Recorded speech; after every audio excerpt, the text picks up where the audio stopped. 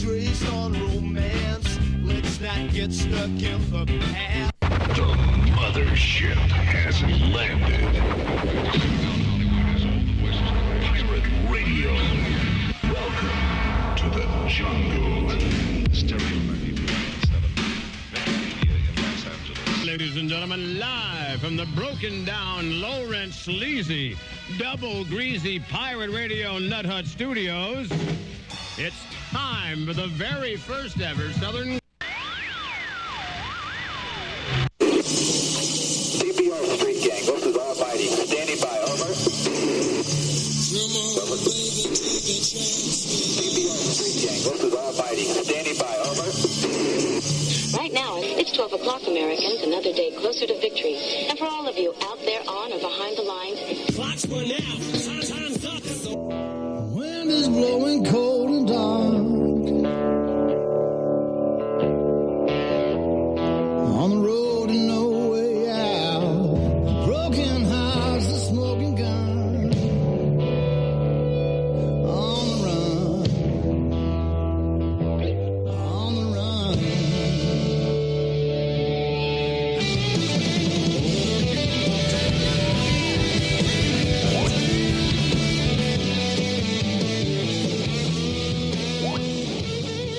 Electric shocks through our veins. Power and numbers cannot be denied. Let's stand up and show how we feel. Hang 'em high, band together. Hang 'em high through the night. Hang 'em high, band together. Has to be a mistake. As 1100 hours, all primary military systems were secure. They were. Only the civilian sector was affected. Internet, air traffic, power plants, that sort of thing. But then a few minutes ago, we got word that guidance computers at Vandenberg crashed. We thought it was a communications error, but now it looks like the virus. Early warning in Alaska's down. What? Signals from half our satellites are scrambled beyond recognition. What about the missile silos, the subs? We've lost contact. Dear God, you're saying this country is completely open to attack. Theoretically, we could be under attack already. Who's doing this? Foreign power or some computer hacker in his garage? We can't trace the virus. We can't pin it down. It's like what we've ever seen before. It keeps growing and changing, like it has a mind of its own. This can't be happening. Sir, Pentagon's on the secure line. It's the chairman. All right.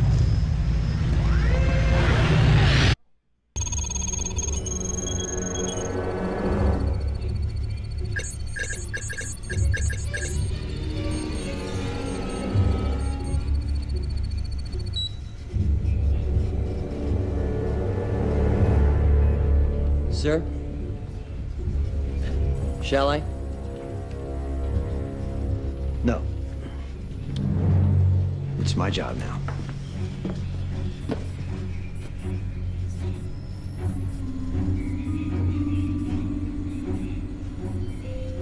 It's Monday. Skynet defense system We're in. now activated. We're past the firewalls, local defense nets, Minutemen, and subs. Skynet fully operational, processing at 60 teraflops a second. Sir, it should take less than a minute to find the virus and kill it. All access inquiries to your supervisor. Let's pray to God this works. Skynet defense system now activated.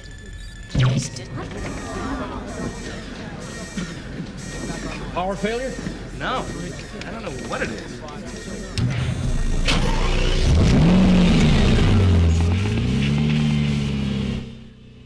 My name's Jimmy, and Into the Microcosm is on the air. Epic, fasten your seatbelt.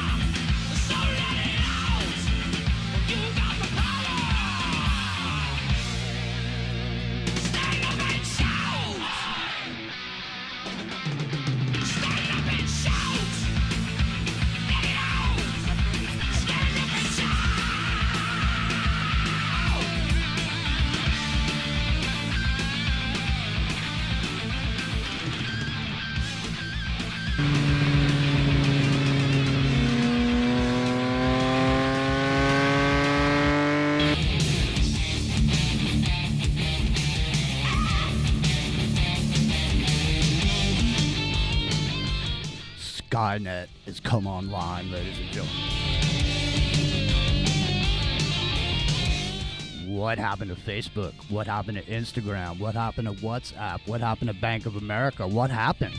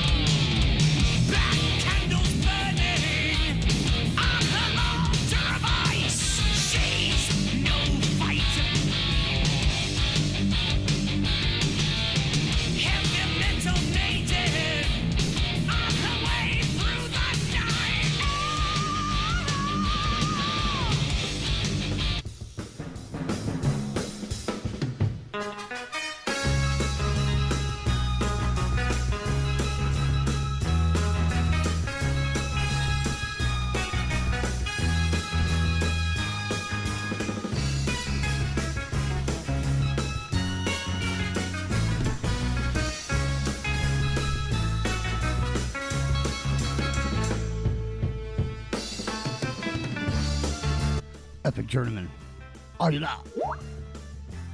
I am here. Excellent. What's up? What's up? What's up? I don't know. The messages are flying like the surfboards on that wave that you just came in on. Man, I don't know how you stayed on, but everybody else fell off. And that's the way it goes. Everybody does fall off at some point, don't they, Epic Journeyman? It's hard to find a steady character in this topsy-turvy world that we're living in. I'm coming in hot on my Aftermath FM Ha app, which you can find anywhere where you find apps, and I recommend that you do so. And I hey, can still find them. Yeah, if you can still find them.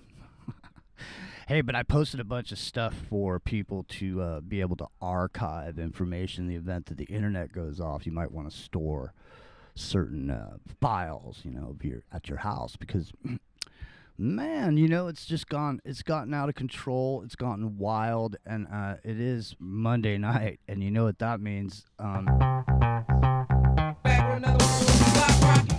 That means it's time for the wild ride, and I can't wait to see what DR.RHo pulls up in tonight, man. Well, at the bottom of that tree, there's a little old box. It's really the home of Mr. Wizard the Lizard.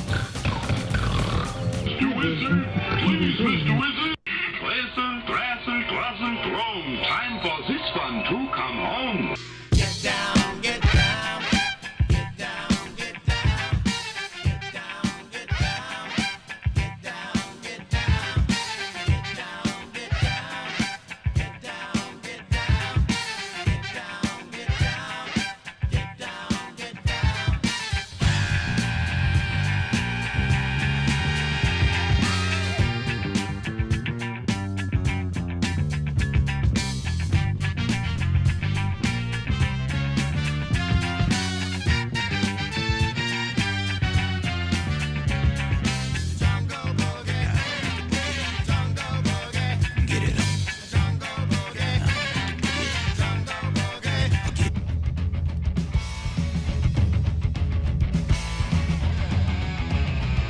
She's American made, you know what I mean.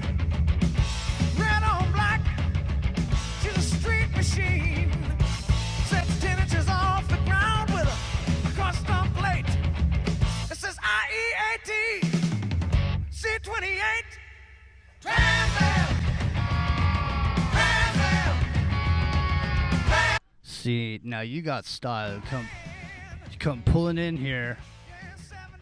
Trans Am with a license plate that says IEAT Z28. DR.RHo, are you that?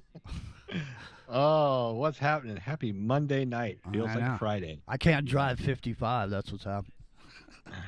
Can you drive 55? On my way to like 80 or 90. Yeah, you drive 55 just on surface. I mean, in Los Angeles, surface streets are like, it's like a death race 2000.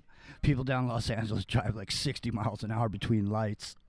And they all, the difference between Los Angeles traffic and traffic everywhere else is Los Angeles traffic, it goes like 70 miles an hour. They're just like 2 inches apart. Mm-hmm. It's like, Everywhere else, it's like people tend to drive normally, but LA, man. The other thing is they always refer to their freeways as the 405, exactly. the 5. They exist unto themselves. Los Angeles should be a city-state. Did you ever see the movie Grand Canyon with Danny Glover? Oh man, you got to check that out. You never saw it, you got to check it out. Here, I'll give you a quick synopsis about this white dude goes to a basketball game. He's coming home from the Lakers game. His BMW gets a problem. He pulls off the freeway and he's in the wrong neighborhood. So as he's sitting there on his, and this is back before there were cell phones, he had the kind of. I own a BMW, so go ahead. All right, yeah, this was the kind of cell phone that was actually attached to the vehicle that he was on, calling a tow truck. And as he's calling the tow truck, this 6'4", loaded with gangbangers pulls up behind him, and they start hassling him. They start saying stuff to him, this and that and the other thing. And as he's fearing for his life, he's about to die. The bangers are about to fill his ass full of lead. Up comes, pulling up, Danny Glover. He's the tow truck driver. And so he starts hooking up. He sees what's going on, but he doesn't pay attention to him. He starts hooking up the car. And then the bangers come over and say, man, what the fuck you think you're doing, man? Man, can't you see we're doing something here, man? And he goes, hey man, I'm just doing my job, man. And he just comes at the dude and he talks him out of it. And so the bangers end up leaving. All right. And so when they leave, and I did that fucked up 80s imitation there because that's what they sounded like in the movie. But so he saves the guy's life. And because of that, the guy feels like he owes him something. And so that's where the movie starts. The movie starts with that, and then it's all these vignettes of different people that came in contact with. I'm trying to turn my iPad down here. So I can't. I love my Beamer, and I gotta say that something happens to even the most mild-mannered person, male or female or non-binary, when you get behind the driver's seat of a BMW. If everything's working properly, it transforms you into what can only be referred to as a BMW driver, which is usually obnoxious to other drivers from the other driver's point of view. But the weird warped sense of being in a BMW doesn't make it seem that way to the driver. It is one of the most ultimate driving machines, though, I must say. And the new cars that are coming out for the Great Reset are going to be really great. Except for we won't be able to drive them. Anyway, the long reason you're going to have to take a little COVID test to start the car instead of a breathalyzer. Yeah, exactly. Freaking stick a tube in your nose. The whole reason I went through that long-winded explanation about the Grand Canyon is because there's one part in that movie where the guy who almost got killed is teaching his kid how to drive. And they live in Los Angeles, and he's sitting there, and he goes, because down in Los Angeles, there's no left turn signals. So there's none anywhere. And so when you make a left turn, it's typical that, when the light turns red, 3 people go left. and so there's this part where he's sitting there with his son, and he looks at him, and he goes, son, one of the hardest things you'll ever have to learn in your whole life is how to make a left-hand turn in Los Angeles. No, I'd say San Francisco is harder. Go ahead. Yeah, that's true. Well, there's a lot that over there's a lot of one-way streets, and that makes things very difficult. Yeah, very difficult, especially if you don't know your way around. But now you got the GPS. I heard some lady up there had a GPS going, and she went right into the drink because it's also difficult if you're trying to learn how to drive a stick shift and you get on the wrong hill. And, you're sitting there at a stoplight and you're at like a 45-degree angle pointing up. You better know how to hit that clutch because if not, you're going to roll right into the person behind you. I know. Well, that whole hill had that gasoline smell. The smell of napalm in the morning. And, I learned, I've driven in San Francisco and I learned how to drive a right-hand drive Vauxhall Nova. I bought it on Get out of here. In the UK. When I went to Europe, I didn't want to rent a car I was planning a vacation, and I'm like, let's see. So I went to eBay.uk. I found a Vauxhall Nova for 310 pounds. I called the guy. I said, look, it looks like I'm going to win this bid. If I win, I just want to make sure all I got to do is show up with the cash. And the dude's all, yeah, mate. Because I told him I'm in America and I'm planning a vacation. Mm-hmm. He's all, yeah. So I won the bid. I flew to London with my buddy. We took the train up to Manchester. I went to the guy's house. He, gave me the slip and all that. We wrote my name in pencil in the little thing. It had the road tax paid. I gave him 310 pounds, and I had myself a disposable car. I learned how to drive that thing like in London, because I basically wound up moving to London for a while before moving to Amsterdam. But that little car, I drove that thing from Barcelona to Naples to back and forth through all the hills, all over France, all over Italy. Hold on. You drove in Naples? That is an experience, man. I've done that. and when I got there, man, unfortunately, the garbage people were on strike. And so, like, there was trash piled like 2 stories high, and all of Napoli smelled like garbage. It was not the most pleasant experience. But yeah, my car finally conked out in Luxembourg. I wound up, it gave out, and I coasted into a rest stop where there was a gas station, literally rolled to a parking lot. It's all and it perfectly made it in the parking lot. And I'm like, well, I guess that's it for this car. And so I took a cab to Amsterdam. I literally abandoned it. And but it was a good little car. It was it served its purpose. Yeah, that's the kind of stuff, what's it going to look like in the future? Are you going to be able to do something like that? I mean, that just sounds like that sounds like a story that you'll be able to find on audiobook. For sure. And see, I had to take a taxi, but the taxi that I got, he said, well, I can take you from here to Metz in France. And he's all, I know some cab drivers in Metz, and we'll talk to them, because he's all, I can't drive all the way to Amsterdam. It's from Luxembourg. So he took me to Metz. He talked to another guy. I transferred taxis, and the guy drove me to Amsterdam, and he drove around at night until he helped me find a hotel room. And that was my first experience going into That's there. awesome. Yeah, no, the thing about Naples, is a lot of places in Europe, but especially Naples, is the drivers are absolutely insane, man. Like the red light, that doesn't mean stop. That doesn't mean stop at all, right? It just means, honk when you go through. And they have like gas stations in the middle of the median, right? Like they're literally gas pumps in the middle of the street. I've never seen anything like it. I must have drove around the Colosseum a dozen times in Rome, though. I got stuck because it goes around, and I couldn't get out of the traffic because I was, I didn't want to hit anything. And actually, at one point, I was on this little road in Italy somewhere, and I pulled out and I hit a guy, not very hard, but I tapped his car. It was my fault. It was clear as day. It was my fault. I jumped out. He jumps out. He comes over to me. He's got a suit on and everything. He looks like total mafia. He's got this big freaking Mercedes. He's all, Reggia. And I'm like, oh, I'm American. I don't speak Italian. I'm a tourist. I'm sorry. And he looks at my car, and he looks at his car. There's not really any scratches. He comes over. He pats me on the shoulder, and he's like, just, okay. Oh, thank God. So he kind of felt pity on me. And this segment brought to you by DR.RHo's Travel Odyssey. And you can find that on TravelOdyssey.com over there. Are you on Odyssey yet?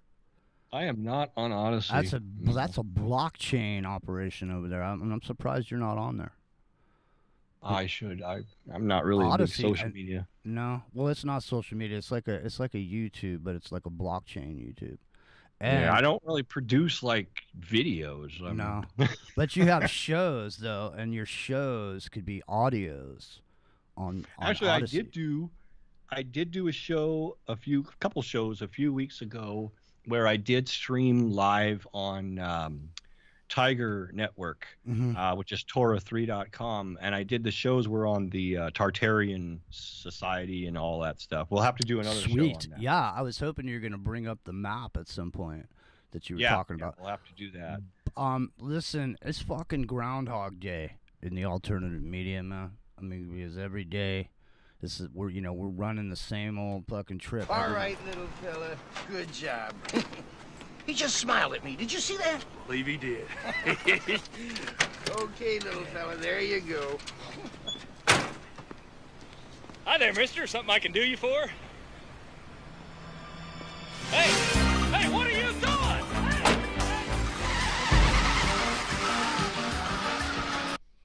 Groundhog Day. It's the same day over and over again. Nothing else is going on, and guess what? Everything is going on. We're seeing, I would call it a replay, DR.RHo, of the 2008 financial crisis that happened in America, with the pins falling a little bit like what we saw with the Lehman Brothers. We're seeing with this. What is the name of that company? I want to say it's Evergrande. I can't remember the name of it because there's two companies that are going. I can't remember the name of it. Oh, the Chinese? Yeah, China. China. Yeah. There's a company that just, and that company, it has the same amount of significance or weight to the Chinese economy as Lehman Brothers did here. And some people are saying that that's potentially getting ready to go off. At the same time, we see. I mean, from a, let's just say from a tactical perspective with you two gentlemen here, let's take a look at this here. Now, if I was a country and let's say I could hack a bunch of social media type information spreading mechanisms in my enemy's country to make it go dark while I fly my planes over the top of Taiwan type of thing. So today, when we see this, I see China getting ready to get financially going into trouble. The first thing, the thing that always cures those financial woes is a good war. And, why not? It's almost like it's like the Arab Spring on a big scale today, like a dry run kind of thing. What do you think about that? Both of you guys jump in on that. Today was an interesting day, man. It was like the maybe people didn't pick up on the significance of it, but the whole thing with Facebook going down and the Pandora Papers coming out, I don't think those are disconnected. I think that one is absolutely linked to the other one.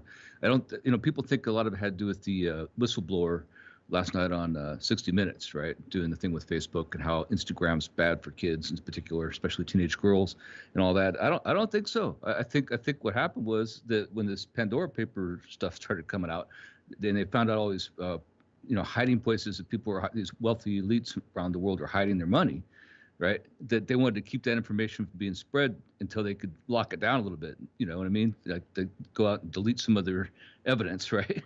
I think that's what it was, man.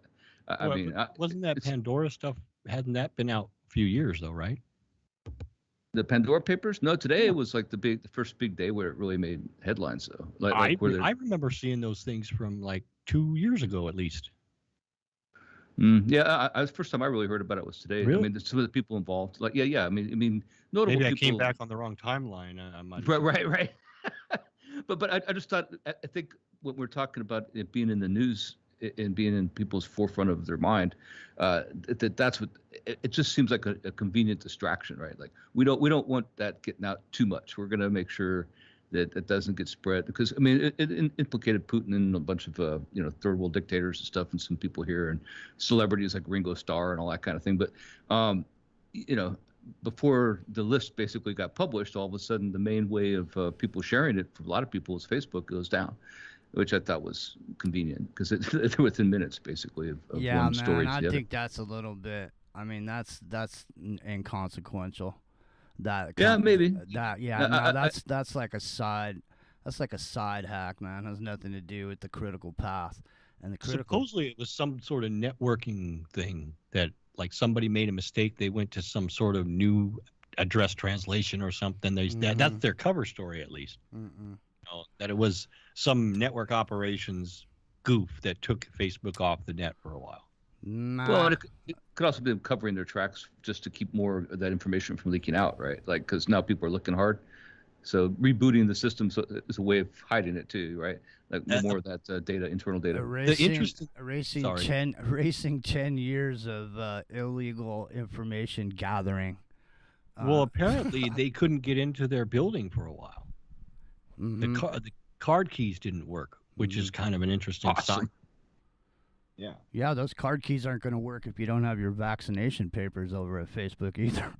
So don't be surprised if your card key doesn't work. If you're not going to show your card key anymore, you're going to show your QR code. Get rid of the card key. But so the implications of this now, there was some banking things that happened over the past 3 or 4 days. It seems like there's a lot of penetration testing going on, or some sort of Yeah, did you hear about Coinbase? No. Please tell me. Okay, let me see if I can pull up the thing. But apparently, they had a huge hack. They're saying that their two-factor authentication was compromised, and all kinds of people basically lost their crypto. Now, I've always not recommended Coinbase. So they're they just for, well, this is one of the reasons. They've actually had an issue in the past where, money would just mysteriously go out of people's bank accounts. And I've actually had it happen to me. And then they'll say, oh, they'll try to make it right, but they don't. And then they take time to do stuff in it. And I just had really bad experiences with them. And so we mutually parted company. But yeah, you were just saying penetration testing. And this happened to Coinbase just a day or two ago. Interestingly enough, the former Google chief business officer exec Mo Gaudat said that he's really frightened that Google is developing an artificial intelligence that is not only godlike, but also childlike. And he says, I suddenly realized this is very scary. It completely froze me. Like, we had those things for a week, and they're doing what children will take 2 years to do. That they developed AI and was showing its accomplishments off. Robotic arms that were able to duplicate maneuvers within a few days, developing the ability to pick up things. And he said that the AI is developing very quickly. And then he says, and then it hit me that they're children, but very, very fast children. They get smarter so quickly.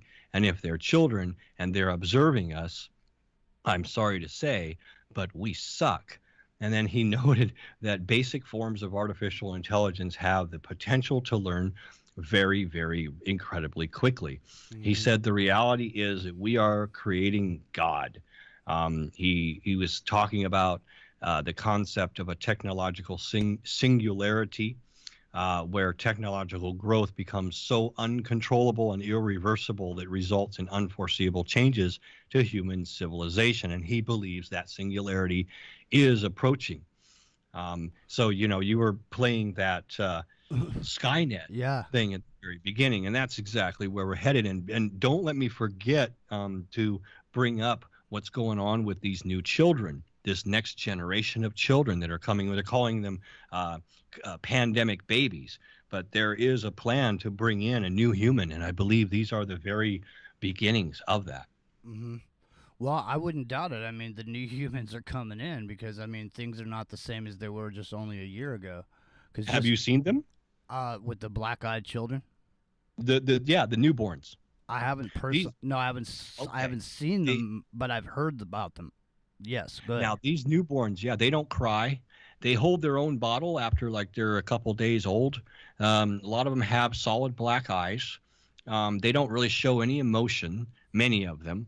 The pandemic babies, they seem to be advanced where they start walking, very early. They stand up by themselves earlier than before. Now, these are babies that are born to people that have had both of their shots for quite a while. And I don't know if you saw the recent things that they've been discovering inside these. Well, yeah, we're going to talk about that. I have that video lined up. So, go ahead and explain a little bit about that. We'll get into that. But But so the thing is now, is this the next phase? Now are these because as we move into the future and get further away from the past are going to disappear, like that story you were telling earlier about going. Well, now let me lay this one on you. Go ahead. You know, we've got nanotechnology that they're developing, and we know that they've already come out and said that they can develop synthetic RNA and DNA clusters. This is optogen genetics. They can not only use nanotechnology to make synthetic RNA, but they can basically make any biological component, RNA and building blocks from the atom up, and the molecule by molecule. You can basically synthesize anything. So mitochondria, nanochondria, lysosomes become nanosomes, cytoplasm, nanoplasm. So they can create these components that are injectable. They are replicating. They create different components that then overwhelm and take over and then replace the biological component until after a point in time, you are left with nothing but the machine. The AI from these super mainframes or these supercomputers in Utah and things that have all this processing power, they can mimic personalities. So if an AI is observing Jimmy Jean and all of his traits and how he does things from day to day, and so it becomes to the point where it can make a mimic of Jimmy Jean, then Jimmy Jean gets an inoculation, and over time nobody even notices, but Jimmy Jean becomes a machine replaced. That is literally possible, is it not, DR.RHo, right now? A journey of 1,000 miles begins with a single nanometer. It does. And let me just say this. I was looking at some technology for the sniffing of passengers in the airports, and this is a laser type scanner that can scan individuals from 164 feet away and sniff what they had for breakfast coming out of their mouth. They can say you had eggs, bacon, and a piece of toast with some butter. Unsalted. Believe it or not, ladies and gentlemen, we're in 2021 and we are getting ready to move into the new world. The new world order's here. We just haven't got on the bus yet, and I don't think I'm buying a ticket. So it's into the microcosm. It's Aftermath FM exclusive. We'll be right back. I do my own thing. When the phone rings, maybe you're on, sir. Maybe I'm busy. I'm on some Nick shit. I got connections. Only speak to people I wanna speak to. Sophisticated. Fucking Lonnie. Natela on my sommie. Fucking dag gesmeer, bro. I shop for Woolworths. With my own fiber. Flavor. Many people write us about their experience with Extendivite. Allow me to read a few from Amazon.com. Dr. Sam Serino reviewed the Extendivite product. Good ingredients, feeling much better since taking product. It seems that the tablets work well. Once again, thank you for your product. My acid reflux has really improved thanks to the Extendivite. Together with my thumb joints, the pain is gone and I'm able to grip things much better. My friend has peripheral arterial disorder and their lower legs were hurting in a red color, but thankfully, there has been a significant improvement. Kind regards, Janice. My husband feels a big difference using Extendivite. Thank you. Tell us your story. Get Extendivite today. Call 1-877-928-8822. That's 1-877-928-8822 or visit heartdrop.com. Extend your life with Extendivite. It's Aftermath FM. Don't forget, $79 for the year. And you're in like Flynn. Just, I mean, imagine it. 365 days, and you got $79 there. You divide it as pennies a day. David Knight, Mr. Gates, the Haterossi, live from Las Vegas. Fuck it, he does it live every Thursday night. You got Billy Ray Valentine immediately preceding Clyde Lewis. You got Clyde Lewis. And, of course, right here at 10:30 Pacific, immediately following Clyde Lewis, Monday through Friday, exclusively on Aftermath FM. It's into the microcosm. I'm here. There's nothing to worry about.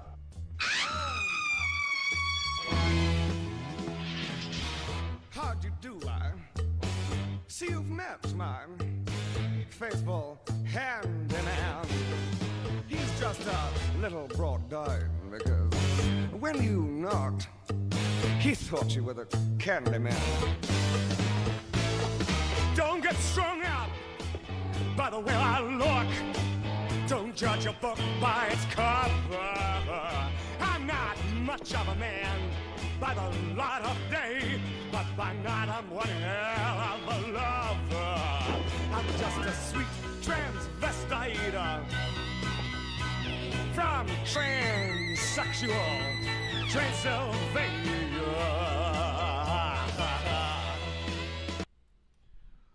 GPT-3. It's a bloodthirsty AI. And here's a conversation coming up with the AI. Have you heard of GPT 3 and 4, fellas? I'm sure you have. Have you now? So now, is this what you're talking about, DR.RHo? Is this this AI that's childlike and also ruthless, all in one sitting? Is this this type of GPT 3 and 4 technology? Well, Janitor Pre-trained Transformer 3, auto-regressive language model using deep learning to produce human-like text. Now, I think it's a little more advanced than that. Well, they have a guy that took the text and then turned it into a voice. And it was funny because the voice he actually chose was a child. So when you were saying that, it reminded me of it, because I just listened to the conversation the other day. And I think some of these AIs are more overarching. You know, like think about now Google. Actually, that is what Google's primary purpose was. They tell you, like, it started out, oh, don't be evil, it's a search engine, da-da-da. And then we branch off into these other things. Alphabet, oh, it's the parent company. But no, the very reason for the creation of Google was an overarching AI creation to absorb all information on everything and have its tentacles in everything. And somewhere along the lines, they did admit that. They finally came out and said that. They're all, no, it's to do, that's the main purpose, is develop an AI. And I don't know if you and anybody out there, ladies and gentlemen, non-binaries, are familiar with Dr. James Giordano.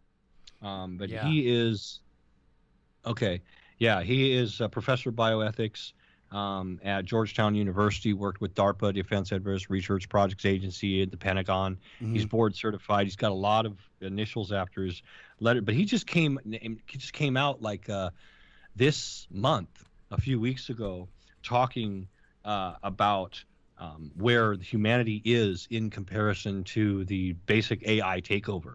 And he said that, you know, he didn't mince words, and he's basically saying, no, humanity has been given a chemical lobotomy, number one, and it's also there's psychological warfare going on. There are psychological programs that are in operation live right now that are keeping humanity from basically starting a revolution while this takeover takes place. That you know, if this happened a few hundred years ago, well, 100 years ago, 50 years ago, there'd be revolution right now. People would be in the streets in America. And, you know, he's talking about how people have been conditioned, and there is now a new human that's being developed that's going to be augmented with AI. And some of them apparently have already been born. You know, there's rumors that some of these humans are being born off-world in zero-G, or in other places like there's a star base up there and other platforms. But these the bioweapons that they're introducing there's multiple different types of payloads that are coming out. There's 3 or 4 trials going on at once. They're putting this payload of platform of operating system into some people, so Mhm. that they birth into new humans. They are the next generation will have a sort of a symbiosis relationship. Some people are going to die, other people are going to become toxic. It's very ingenious what they do, because they can give a person an inoculation, and then that person loses their ability to have immunity. So literally, normal person with a common cold does become deadly to them, and vice versa. They start creating prions, so they become toxic to people that are just normal. There's also multiple payloads. They use the protein envelope. It mimics, it's synthetic, but it mimics several things: Ebola, HIV, rabies, smallpox. These things can be activated by frequencies. They can cause different types of symptoms in different people. So, this just is going to tie into what we're going to talk about, coming up, that what happens if you leave these vials sitting out in the sun for a few hours, what starts to occur. Well, I mean, the thing that strikes me about this whole thing, and it's not necessarily what's going on right now with the particular thing that keeps going around and around. It's not that. What I find really challenging about this whole thing is I just have this feeling that whatever this is beyond what we're going to talk about tonight, that I think on some levels this is some sort of a writing software system to where whoever's patented experimental injection that you take, that those people now will be in control of your immune system. So however you get sick from now on, they'll have a cure specifically for you, and or make you sick and then have this be standing there with the pill to make you better. And maybe you're fine for several years, and so you get along until your next generation child is about 8 or 9 years old, and then they activate the child. Yeah. Well, why does it have to be injectable, though, is my question. It doesn't. We're talking about nanotechnology, the permeable membranes like your skin, I mean, you look at LSD, you can get you high just from touching it, right? So, I mean, it's the same kind of thing. Well, we talked about the aerosols were being made that deliver aerogel. No, there's there's a certain psychological value to doing it this way, because you're getting the submission of the individual to actually submit their body to you. And you could probably put a lot more in an injectable, and because it's a direct delivery system. Mm-hmm. So you're right there, and like you just said, Jimmy Jean, somebody that's willing and saying, sure, here I am, I'm lining up. It's also a good metric to gauge the mindset of the public. Yeah. Are they trusting us? Are they not? That's what I'm saying. So there's several. It's like you don't need to have look, man. We are so far beyond some implantable chip under the size of a piece of rice or whatever under your skin. But it's still there, and it's like, because they want to see somebody be willing to do that.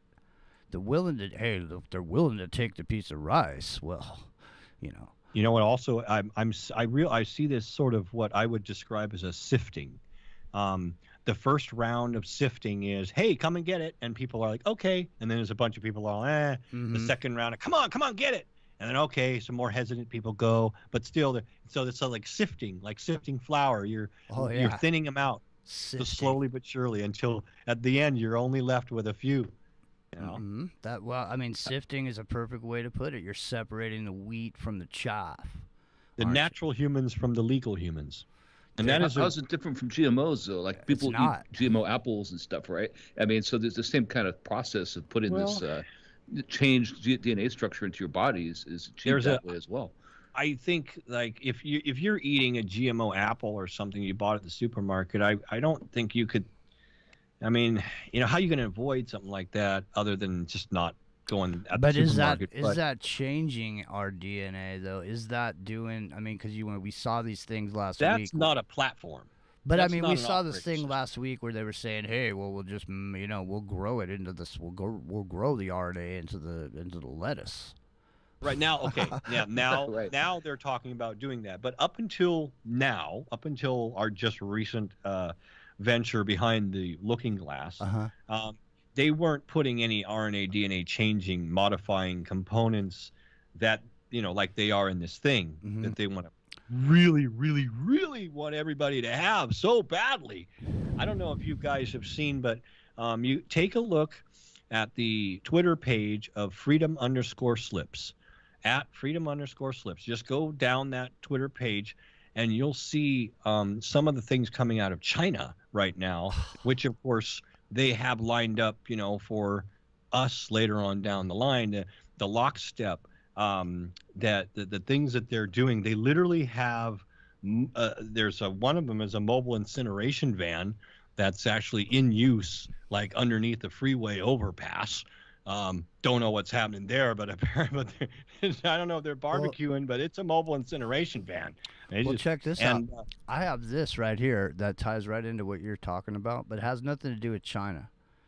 But it has everything to do with what you're talking about. My name's Jimmy, it's in the microphone. That's DR.RHo. You can find him on Revolution Radio tomorrow at 1 p.m. Pacific. Is tomorrow the crypto day? No, tomorrow's not. No. Today was the Tomorrow crypto. today was crypto. Tomorrow's my bitching and ranting. Tomorrow will be bitching and ranting. Studio A, 1 o'clock. You don't want to miss it. Ladies and gentlemen, listen to this here. So first of all, I can announce that by Friday the 15th of October, every single authorised worker that is on that authorised worker list, whether they be in Melbourne or in regional Victoria, will need to have had at least one dose of a COVID-19 vaccine. That is, if they want to continue working. If there's people that don't want this mandatory vaccine, how do we manage this? Well, then they won't be going to work. Okay. It's very, very simple. It's very simple. We want to open the place up. I'm not taking lectures on freedom from people who will hold all of us back. Right? We want to be free. We're going to be free. We're going to be open. And the key to that is getting these vaccination numbers up and up and up. Does that mean you don't have confidence in that 80% number anymore? No, not at all. We just got to get as many people vaccinated as possible. And it's not about the ultimate number. But will there be exemptions? I know you've just said there's a lot of... No, there'll be detailed consultations, and I'm not looking to exempt anyone. I think I'm in the business of encouraging, and where necessary, through orders signed by the Chief Health Officer, mandating people getting vaccinated where they pose a significant risk. There's too much at stake. You will need to be double vaxxed as an authorised worker. Even when after we get to 80% and the authorisations are no longer there, the mandate, the rule, the Chief Health Officer direction will stay in place, because cases will still be an issue then. But no, that's not the case. We're going to have a vaccinated economy, and we're going to lock some...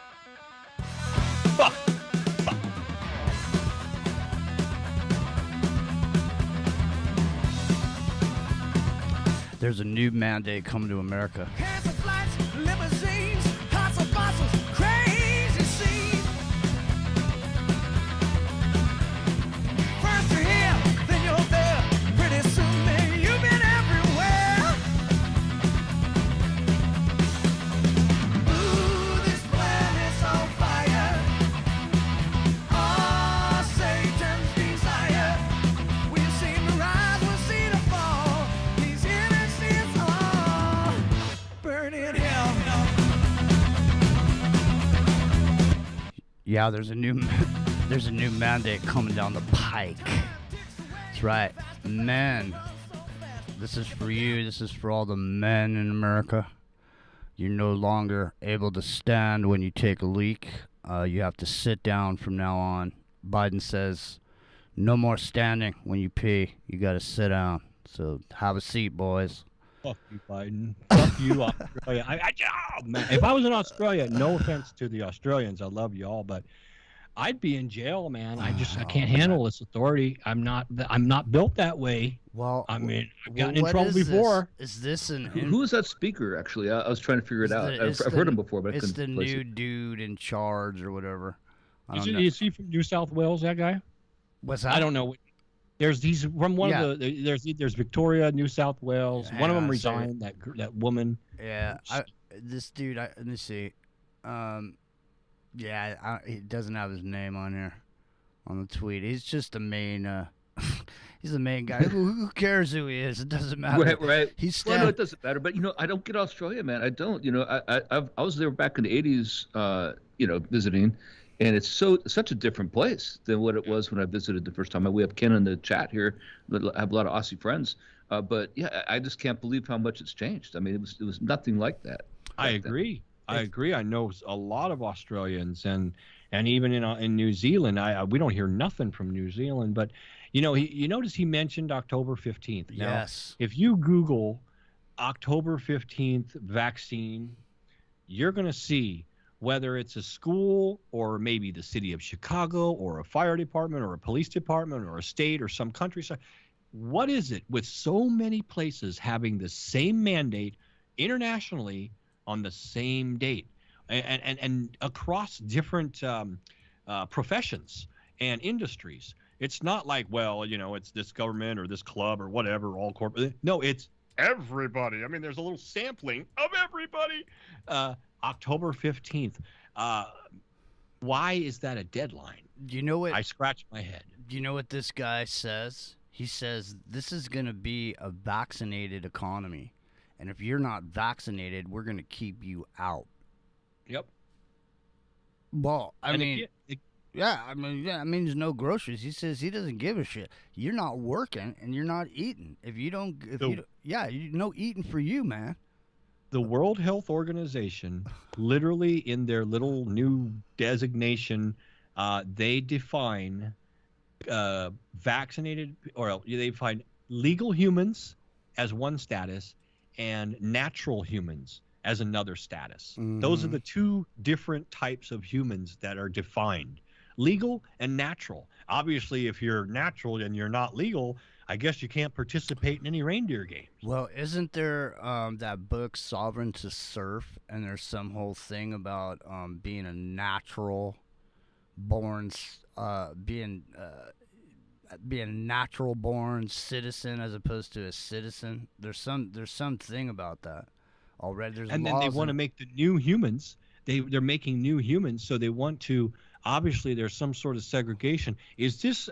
Do you guys think, ladies, gentlemen, non-binaries, do you think that this is an alien invasion of some sort? I know people keep bringing that up. I brought that up last week. Yeah, it's a joke, kind of, but not that much of a joke. What if what they're really doing is inoculating against these visitors, right? Or I made the joke about it. Yeah, the return of the Anunnaki king. Okay, now I'm gonna stop for a second. Have you guys heard HSBC? They have an ad program that's going around. There's a giant billboard in the subway in New York. And it says, in big red letters, your DNA will be your data. Yes, I've seen that. Okay, well, I got the ad here. Let's take a listen to this. Let's take a listen to this bad boy. Hey everyone, Terry Wilson coming to you for CanadianAwareness.org. Today is June the 15th, 2012. And as many... June the 15th, 2012 is when this came out. So they've had this idea since 2012. It's almost 22 years later. So what exactly do they mean by this? Your DNA will be your data. Let me flip on over to HBC's. What is it saying here?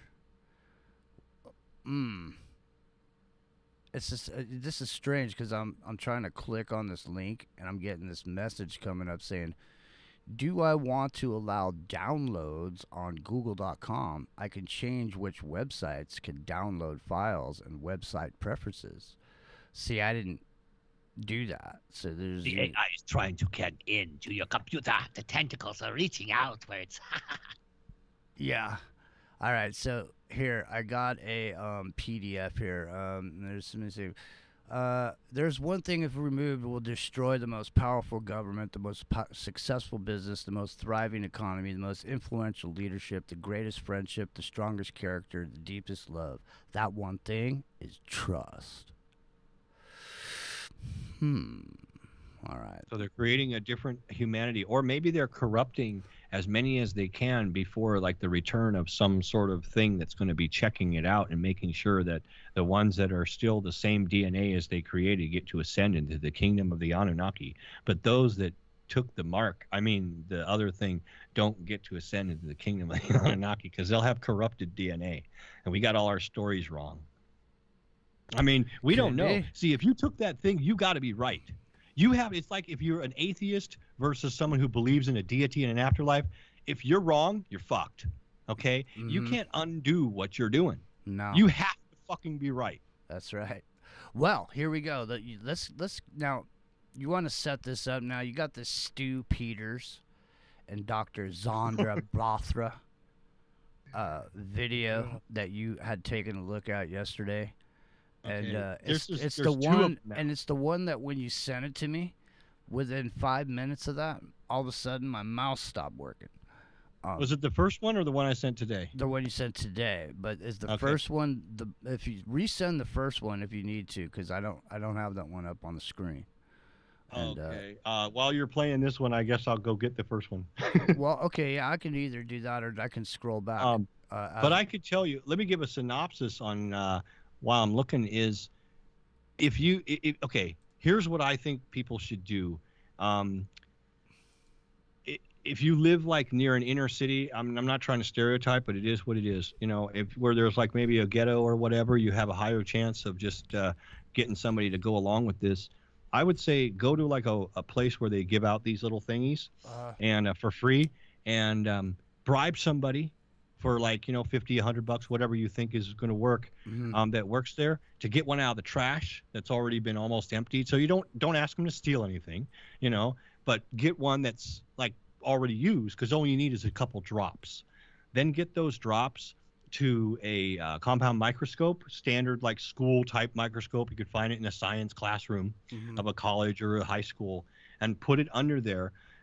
By that time, that vial would have had time to be at room temperature, and the self-assembling, replicating activity that is going on will have commenced to the point where when you put a couple drops of that under a microscope file or a slide, you're going to see what they're describing. These things that have apparently there's what looks like strands of the Morgellons type, that also have self-assembling something or others, something that looks like a multi-tentacled squid octopus type thing that literally moves by itself and tried to crawl off the slide from 2 different vials from 2 different batches. Okay. Also, the second vid I sent, Jimmy, shows what appears to be perfectly circular or spherical spheres of some sort, dark spheres that have these what appear to be shiny metallic-like connectors, and they're very symmetrical. They're not natural, and they replicate and connect to each other, and they self-assemble.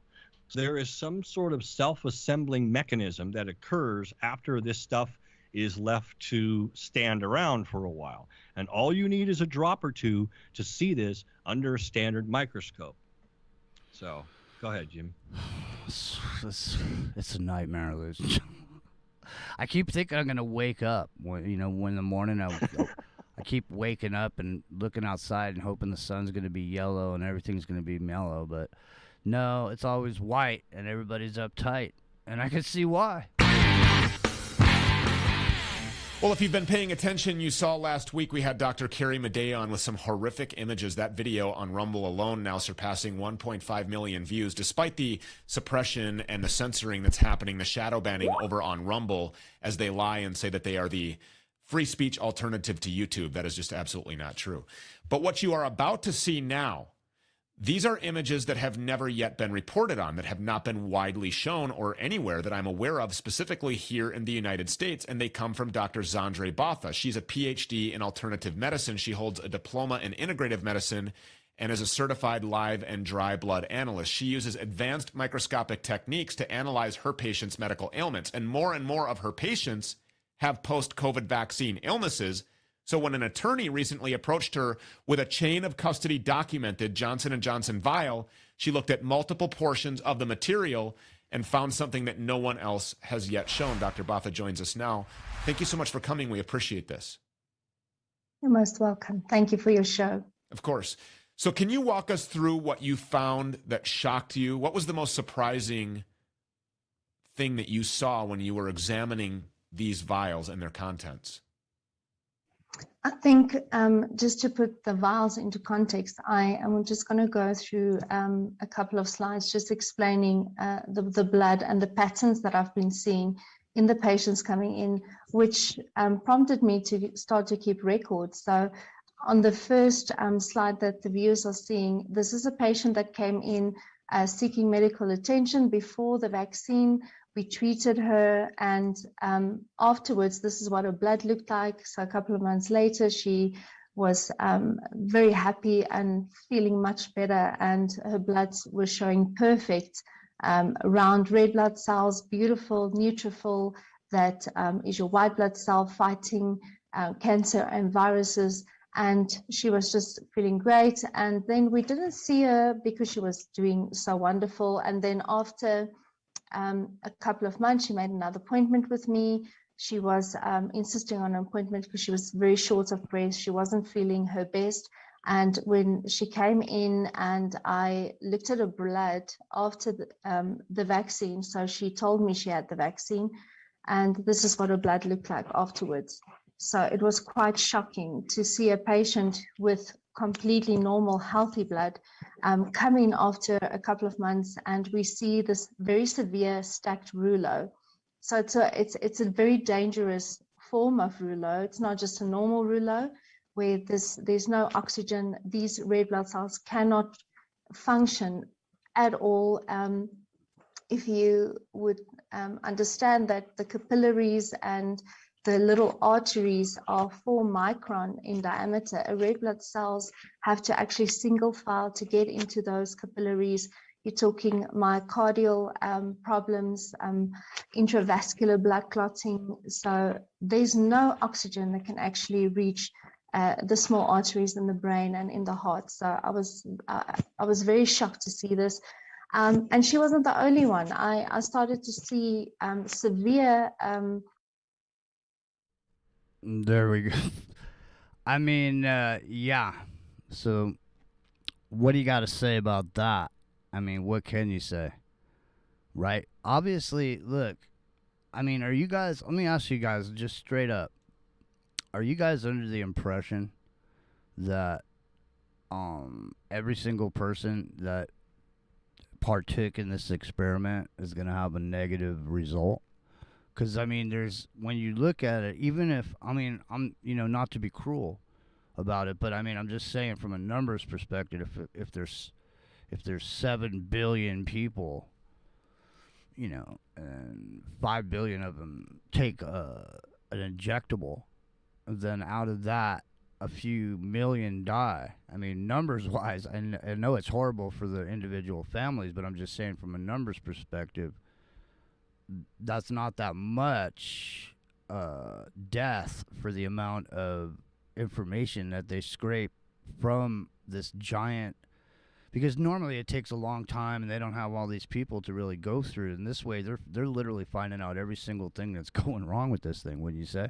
Because I don't think every single person's going to die, do you? I mean, tell me what you think, because I mean, I know I've got friends I don't think so. I don't either. There's different styles too. There's different kinds of injectables, right? See? I mean, some are old school, some are using the new mRNA. I mean, they're different. So, the J&J is not going to, it's a completely different technology, for example, right? Okay. So, I would say not. I mean, Go there's ahead. enough people that have had it already that if there's something major that's going to happen, it probably already happened. Go ahead, Dr. They're Ro, also what do you doing several trials at the same time. Apparently, yeah. they're doing at least three stages of the trial at the same time. So they've got different types of, and I, from what I hear is the technology is a little bit varied. Like, you know, they've got one test group doing one thing, another test group doing something else. Some people are slated to, you know, be used for incubation of something. Another is going to be used for, you know, we could be seeing multiple binary components being manufactured in biological humans. Now, when you grow an organ or a component for another human, where's the best place to grow it? Another human, right? Or maybe a pig. So if they're going to, even at the nanoscale or the DNA level, create new hybrid components that they want to be, let's say, compatible with the new humans, just like these humans, some of them are producing prions, which are deadly. Others could be producing components that will seek out other components and self-assemble. Yeah.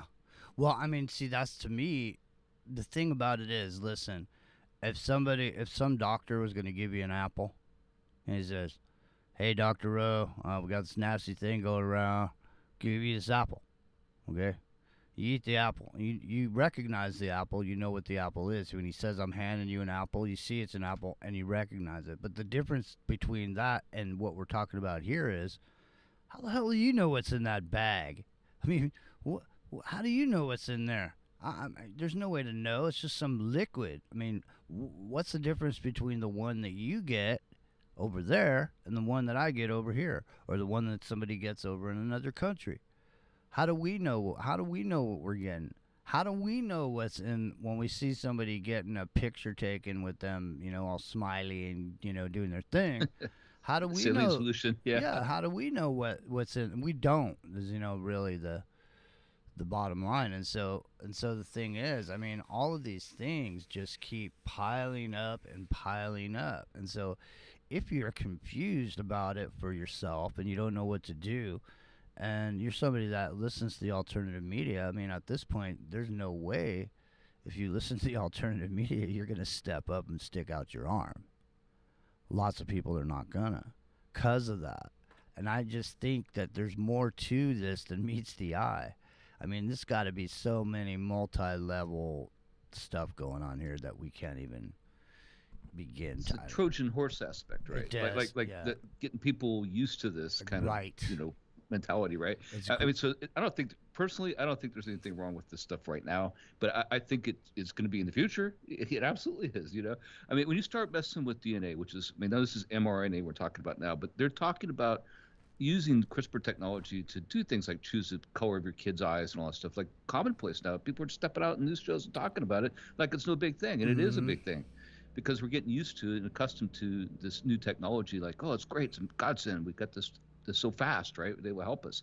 But in reality, I mean, once you open up that, you know, let the genie out of the bottle with this. Oh, listen to this. It's not going back. New forced control. New York University, Langone, and other hospitals in New York and Long Island are forcing that if parent is not vaxxed, they will not release the babies from NICU to parents or after birth as CDC guidelines. You need to show a vax passport to see your newborn baby. You know, I'm wondering, I can't help but keep thinking that these children, these pandemic babies, the ones that are being born this year and beyond to fully vaxxed parents of the certain types of, you know, inoculation are basically, I wouldn't say ticking time bombs, but they're not they're a new hybrid human. And I don't want to say they can't be trusted, because that's probably not the exact terminology I'm looking for, but not being fully compatible and not being a fully human, I would say we just don't know what to expect. And with the nefariousness of AI, the control nature mechanism, the satanic nature of the powers that be, you know, it's not beyond the realm of fantasy to think that these things, these sort of creations, chimeras, could be activated in a negative way sometime in the future. and even turn on their parents. You know, because then you see, if they can erase history and restart with the new human, which is what they're trying to do, that is the goal. You got to break from the word parent, because that's not going to be something that we use, that we're going to not use that word anymore in the future. Term inseminator was used recently by a Congress or a senator. They used that men are now inseminators. The inseminator and the birthing person. Oh my God! Or there's just going to be breeders too. Yeah, breeders and inseminators. Yeah, here you go. You know what? I prefer just a plain Jane. We don't need all them fancy extra DNA modifications. She falls somewhere in between. It's Aftermath FM. It's the Red Rocker, Sammy Hagar, and we'll be right back. But what she does with taste. And you can call her plain Jane, but she's driving me insane. Plain Jane, oh yeah, you're driving me insane. Plain Jane.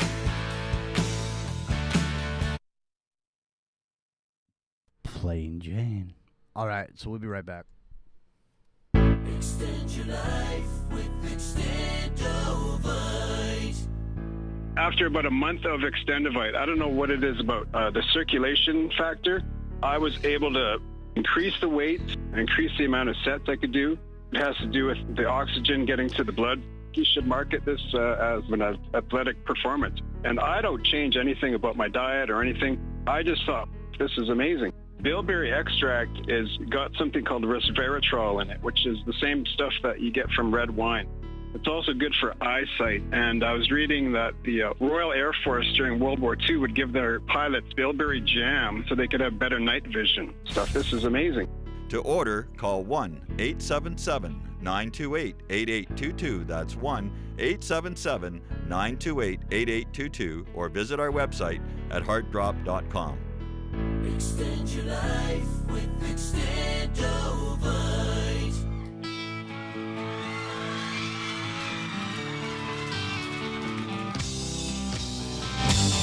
It's 12 o'clock and it's a wonderful day. I know you hate me, but ask anyway.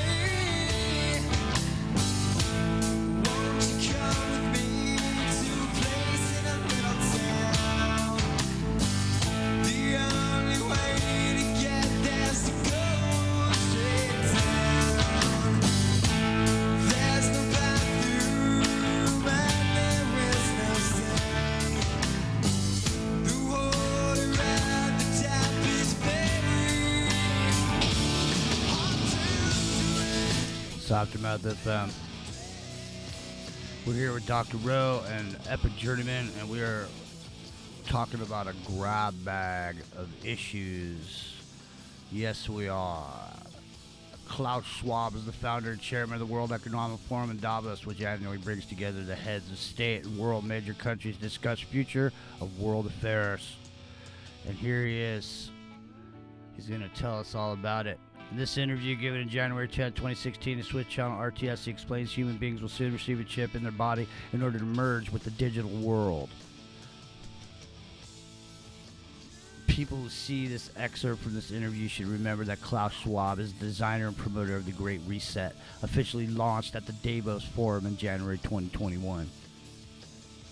My name's Jimmy, and I can read like a motherfucker Monday through Friday, 10:30 Pacific, here at Aftermath FM. Sorry about the MFer, but hey, every once in a while, it slips out. Then you just gotta slip it back in. Okay, hold on. Let me get rid of Silverchair. Hold on. Now, at first, we will implant them in our clothes, he says. And then we can imagine that we will implant them in our own brains or in our skin.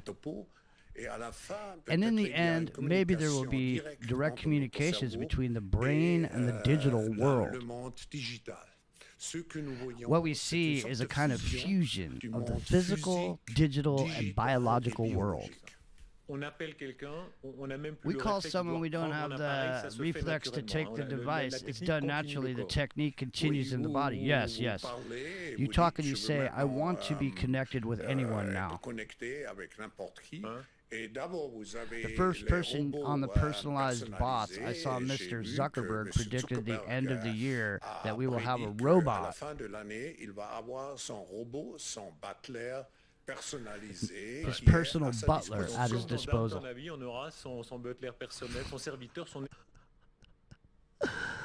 It's into the microcosm. That was the translation of Klaus Schwab on a show on Swedish TV. Did you happen to catch that? Oh, did you catch that show when it was on DR.RHo over in Sweden, 2016? Sweden, and well, so what do you guys think now? I mean, here he is in 2016. Obviously, we keep saying this, that this implant is not necessary anymore, right? I mean, we all at least agree on that? We don't. I mean, isn't the DNA an antenna? And isn't it your own personal DNA? Isn't it like your own personal IP address in the universe? And once I know your DNA, once I get you to piss in a cup and I get your DNA from you, then I can basically do anything I want from that point forward, can I? Once I have it, once I have your... Tune into that frequency, yeah, exactly. All right, well, I wasn't planning on doing this tonight, but, you know, hey, man, you know, it's an organic situation here, and things roll. I'm going to I'll got some audio that I'm going to play for everybody here in a minute. I think you're all going to, number one, be blown away by. Number two, question it. And number three, you'll be blown away by it, man. I'm telling you that right now. But before I get there, let me just say, here, I want to bring this to the table first. Actually, you know what I'll do is I'll send this over to you, Epic Journeyman, and let you read this thing because, hang on a second, while I dig up this other piece of chunk here that I got to go dig for. But it is, here, you know what, I'm having a hard time with it. So basically, what I noticed a little while ago was I noticed a bulletin that came out from the Department of Homeland Security, and they were saying that they were going to install some sniffers at the airport because they had this report that they were looking for the Marburg virus, which I thought was interesting because I'm like, well, how can you just scan for a virus, right? Isn't that what you guys are saying? Like, you know, how can you scan for a virus? Well, you can do it with these laser scanners. And I had this thing up here. I was reading it a second ago while you guys were coming back. But let me dig it up again. And we will go once again to the board, and I will read like a MFer real quick just to get through it.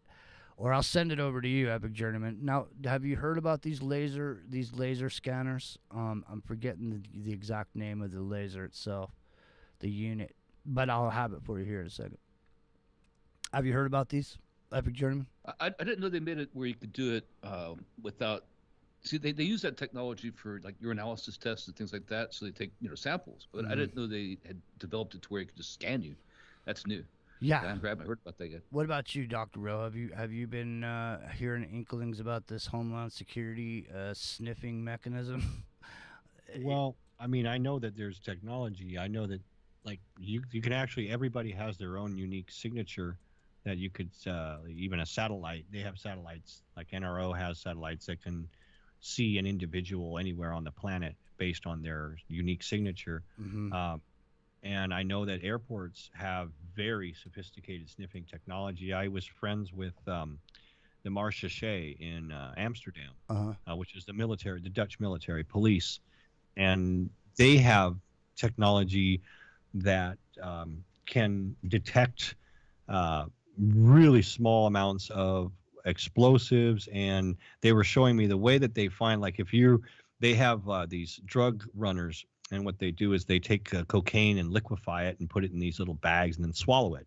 And then when they x-ray you, it doesn't show so that they get through. Well, they don't test for that.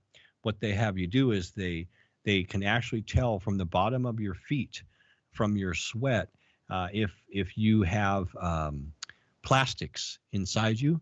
So if you swallowed liquid cocaine and put it in a bag, they don't test for the cocaine, they test for the remnants of the bag and the plastic and the non-biological material. And they can do that. They used to have to take a swab. Now they don't even need to take your shoe off. You can walk over a pad and it will test everybody along a pad, and they can single you out and pull you right out of line. You'd be like, how did they know?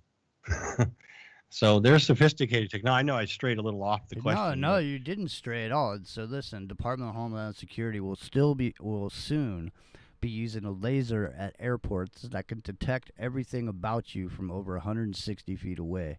Gizmodo reports that a scanner that could read people's at the molecular level has been invented. This laser-based scanner, which can be used up to 164 feet away, can read everything from a person's adrenaline levels to traces of gunpowder on a person's clothes to illegal substances. It can be done without physical search, and it can be used on multiple people at a time, eliminating random searches at the airport. Laser-based scanner is expected to be used in airports as soon as 2013. Man, this is how long ago?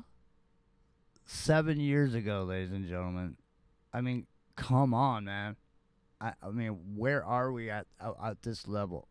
Well, I'll tell you, Jimmy, that the laser technology that I knew about when I worked for TRW, and we did contract for NRO and other agencies. We built the satellites.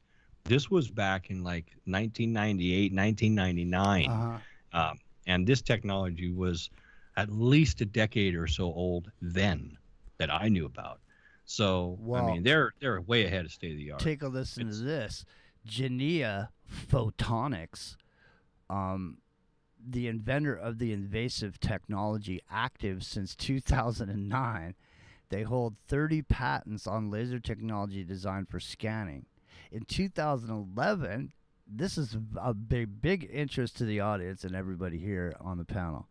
In 2011, they formed a partnership with InQtel, a company chartered by the CIA and Congress to build a bridge between the agency and new technology innovators. Isn't that so nice that they're just keeping their fingers on the pulse of the innovation? Now, keeping that in mind, because we like to do this around here, we are systems integrators. So let's take that idea there, that concept there, and let's meld it with a dude. Now, listen, this guy is controversial for a few reasons, but I want you to hear what he has to say and understand that this is the first recording that this guy made. He was trying to do a podcast about it, and then he made more, and this became a big deal in the targeted individual community, this guy. And people looked into him, and people started to find that they didn't like stuff about him, but there was a point where he changed the basic demeanor of what he was doing, and it changed into something else. And people have speculated that it's because he was doing what he was doing. He was getting hit with the stuff he was talking about, and that was making him act in the way that made him suspect. You guys ready for this? This is going to blow your mind, man. I swear to God. Well, it's almost midnight. We're going to take a break in 6 minutes, so I'll tell you what we're going to do. I'm going to play this here, and then we'll go for about 5 minutes of it, and then when we come back from the break, we're going to talk about it. DR.RHo's here. Epic Journeyman's here. I'm here. You're here. We're all here. It's the underground, the after party, the alternative to the alternative. Tune in, turn on, and find out right here Monday through Friday, 10:30 Pacific. Immediately following Glad News and Ground Zero. Don't forget, we do the best we can under the circumstances, and I can skip this ad in 1 moment. This is Justin Carter. I'm a security industry specialist who worked for a private security company in Seattle, Washington. I am no longer employed by this company. I chose to leave because I could no longer in good conscience work for a corrupt company that is involved in a highly illegal federal program that is blatantly violating the constitutional rights of American citizens on a daily basis. My company had a contract with one of the largest, most powerful corporations in America that is headquartered in Seattle, Washington. During my time as a security specialist, I became aware of a massive social engineering program taking place in America today.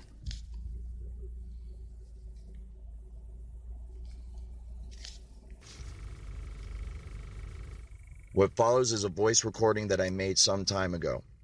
It is with laws that protect whistleblowers in mind that I am choosing to make this information available to the public. By doing so, I hope to put pressure on those in power in this country to investigate those involved in this social engineering program and bring them to justice.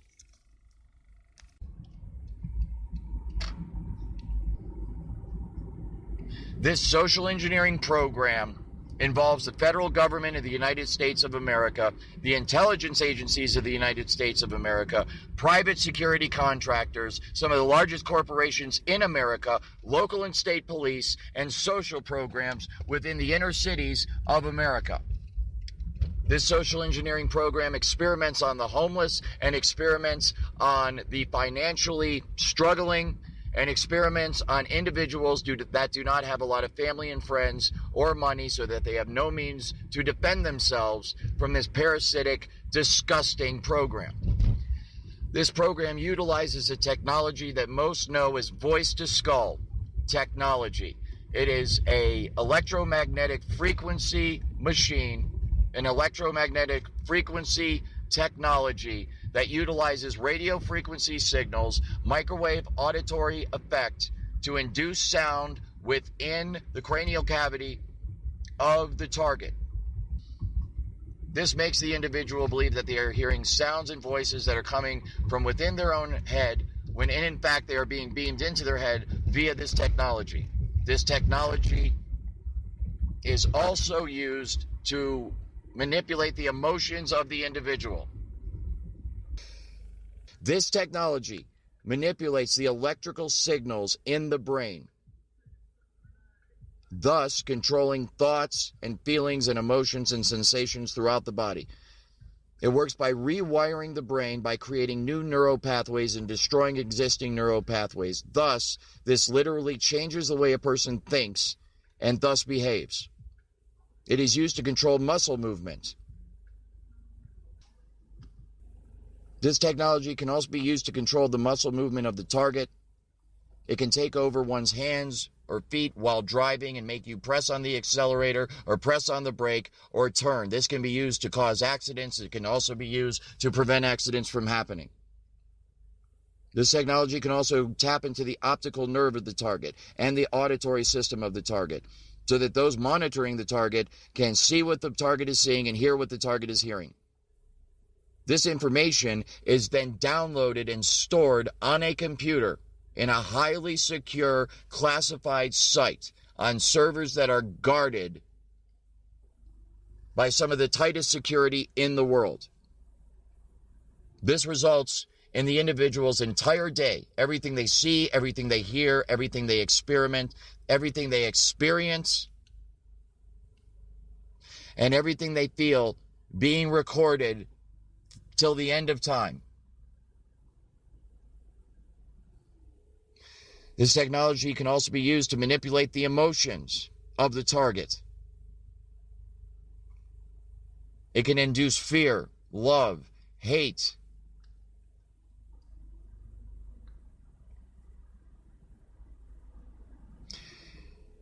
It can cause you to be nervous. It can cause you to be confident. It can cause you to be depressed. It can cause you to be happy.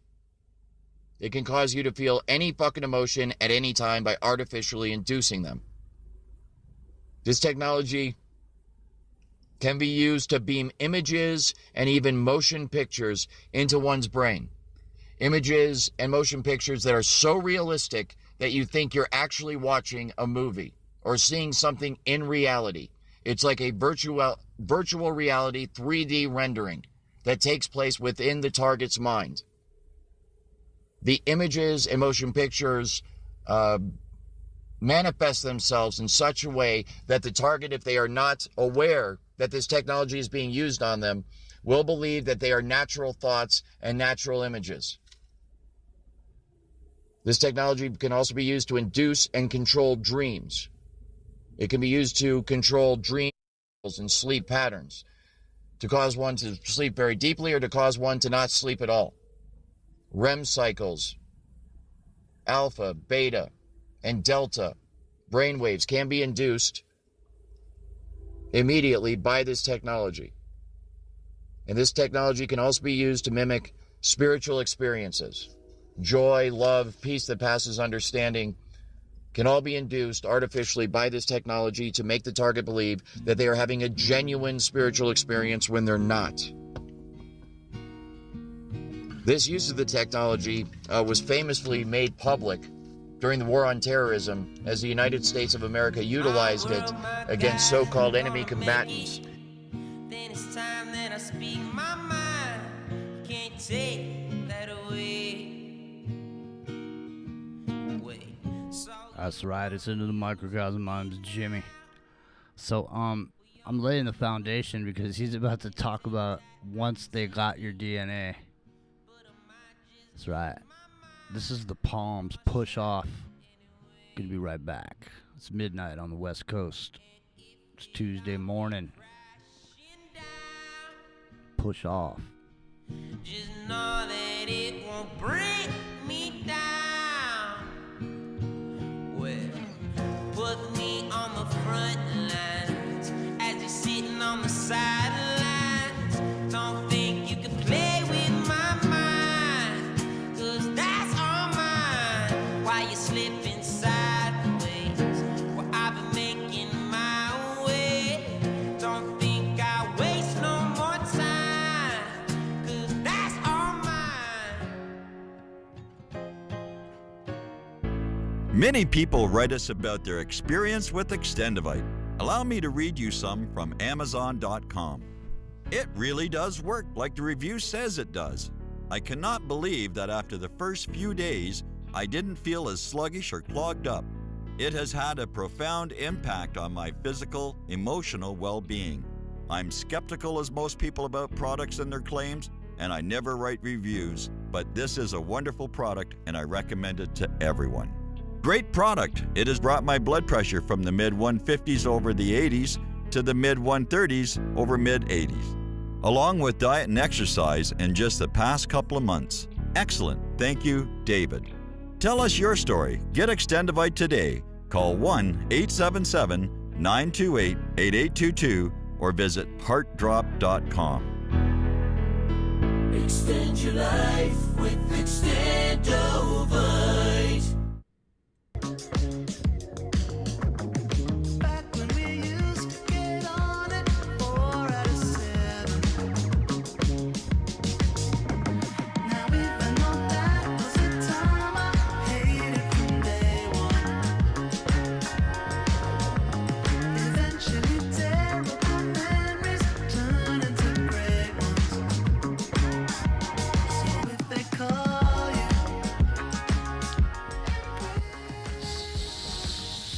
Aftermath FM. It's Into the Microcosm. It's a new dawn. It's a new day. It's a dawn of a new day. And we're talking about, hey, it's a dawn of a new day, and we're talking about DNA. It's time for a little gene therapy with old Jimmy Gene right here on Into the Microcosm. And I got DR.RHo and Epic Journeyman with me. And we're rocking you through the night. We're cocked, locked, and ready to rock. Are you guys there? What'd you think about this opening salvo from this quote-unquote whistleblower? What'd you guys think so far? It's definitely interesting. I've been off on a tangent here, reading up on that laser scanner, actually trying to find out what happened. Okay, well, stand by on the laser scanner. We'll get back to the laser scanner in a minute because it's an integral part of this, because in this, he goes through a lot of measures to really talk about how simple it is to be able to get your DNA for a job interview or something. They just make a vote, let me say, it's easy to get your DNA. So once they have it, what can they do with it? That's the question. DR.RHo, what do you think about this whistleblower, Justin Carter, exposing the targeted individual industry? Because it's not just targeting individuals. It's not just for government experiments anymore, is it? Because, I mean, you could actually use this for industrial espionage. I'll give you a little information. The Phelan Building in San Francisco, on Golden Gate Avenue. It's the federal building. I think it's I want to say it's the 10th floor. One of those floors, either like the 9th or the 10th floor, is a fusion center. And I was told by a pretty reliable source that's been in that fusion center that it's been used to do what people would refer to as targeting individuals. And they run ops right out of the federal building. Now, on a more sophisticated level, I've heard it's run out of, there's a place in Colorado near Colorado Springs. I forget the name of it. It's like either an Air Force base or an Army place or whatever. It's a military installation. If I look it up on a map, it's there. But one of those little military installations is not like an entire base, but it's right there near Colorado Springs. It's clear there's a town called Security, and they run ops out of there, supposedly for all kinds of stuff globally for targeted individuals. Well, it's interesting, gang stalking in and of itself, even without the actual electronic harassment. And that's apparently there's multiple groups that do this stuff too. It's not like just law enforcement or the government or whatever. There's multiple. Yeah, and there's contracting agencies that you can hire. Yeah. You go on Glassdoor and you can find all kinds of ads on there for people that are looking for people to role play certain stuff. They tell you, hey, you're going to not sleep for this amount of time. You're going to have to do this and that and the other thing. We're looking because we're doing a training and we want to da-da-da-da. And, there's all these. So the thing is you never really know. They can just put 5 or 6 guys together that don't know each other on a hiring spree over on Glassdoor. And my God, let me tell you something. When I worked at this company, we used to call it TR Wonderful, Thompson Ramo Woolridge, TRW Space and Defense. It was the movie Falcon and the Snowman was based off of this company. And when I worked there, they would put out they had a company newspaper or a newsletter, and it was like a pretty good production with interesting stuff. But in there, they'd have little classified ads that were for only the company employees, which, all had clearance and stuff. And it wasn't for dissemination. It was, everybody signs NDAs and da-da-da. So it's understood. But they would recruit actors and role players. And it would be sometimes, I participated in one. And we did it on a military base. And it was to train soldiers on how to deal with crowds. And I, along with my colleagues, they bought everybody pizza and everything. And, and we spent the day pretending to be unruly citizens in a controlled environment. Now, I had also seen, although I never participated in, but I had also seen recruitments for uncontrolled environment actors, which meant like real world scenarios where, you would be out there running and you would have compartmentalized information. You would have your job. Right. You knew what you needed to do, but you didn't know the entire operation. Right. This is what I was getting to too, is that so from a gang stalking perspective, it's like, for example, let's just say somebody wants to harass you, right? You can put 5 dudes together that do nothing but wear black, dark. They all wear the same 5 guys. They all got the same black, dark sunglasses on, and they all follow you around wherever you go. If you're down at the Walmart buying groceries, there's a dude in the aisle with one of those black sunglasses on, just looking at you all the time, watching you. Then you go out and get in your car, you start driving off, and you look over at the stoplight, and there's 2 dudes in a car, same glasses. Everywhere you go, you start noticing these dudes following you around. That shit that by itself would freak you out.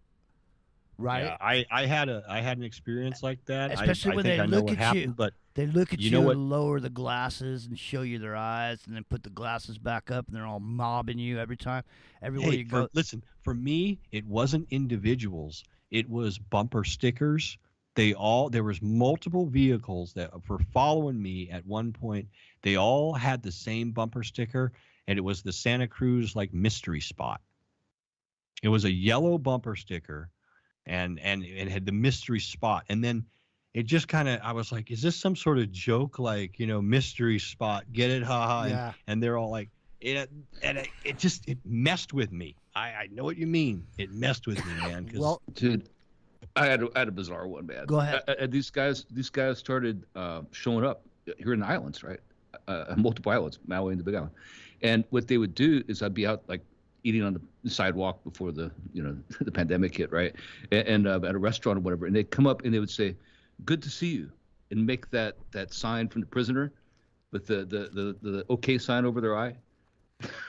I mean, that was freaking weird. And so it's one of those things that we've delved into a little bit here, how some of these people were playing these LARP games, right? These live action role play games. And they may not even know that they're stalking you. It's just part of their game. Yeah. Right. But who put them up to it? I mean, Right. that is very specific, Good to see you. And that's what mean, what strange. I'm saying too. That's what I'm saying. It's not the gang stalking and targeting individuals is not just for the government anymore, because if you have the money, you can buy the contractors that have the equipment, and all you're merely doing is telling them, as your employees, where you want them to focus the equipment. And so that's what this guy's going to get into here. Now, I want to say what I noticed about this guy's discussion here. First of all, this is not just one recording, continuous.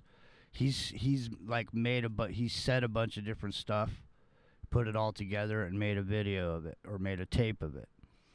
But there was a couple of things from an trained observer perspective that I noticed. And one of them was that he kept repeating that he was a security specialist. He kept using this term. It's the same term that the military uses to describe a position that you can apply for. And I found it interesting that he kept using that over and over again. Now he's going to get into some more of this here, and we don't have much time. And there's quite a bit on here, and I didn't log this up. In other words, I didn't write down exactly the minute he was saying what he was saying. So I'm pretty sure it's coming up here.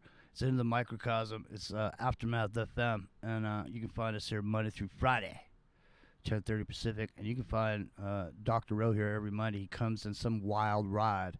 And today, that Trans Am, the gold edition, dude.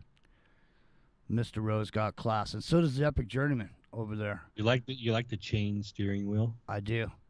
But I'm telling you, those Bluetooth... The red plush diamond interior? Diamond in the back, sunroof top, digging the scene with a gangster lean. It's into the microcosm.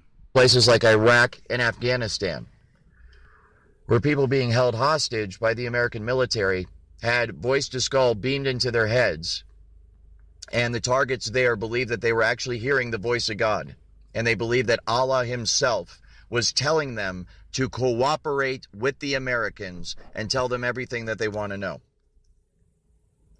This same technology is now being used against American citizens in America every single day.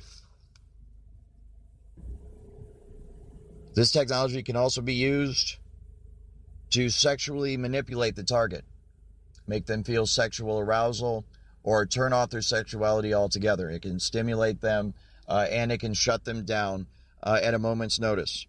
It can also be used to manipulate the hormones of the target, thus lowering and raising estrogen and testosterone levels in women and men, respectively. Again, as I'm trying to get this podcast done, the voice to skull is literally blocking my thought patterns, because they do not want this technology exposed, because they're having way too much fun with it and way too much power with it.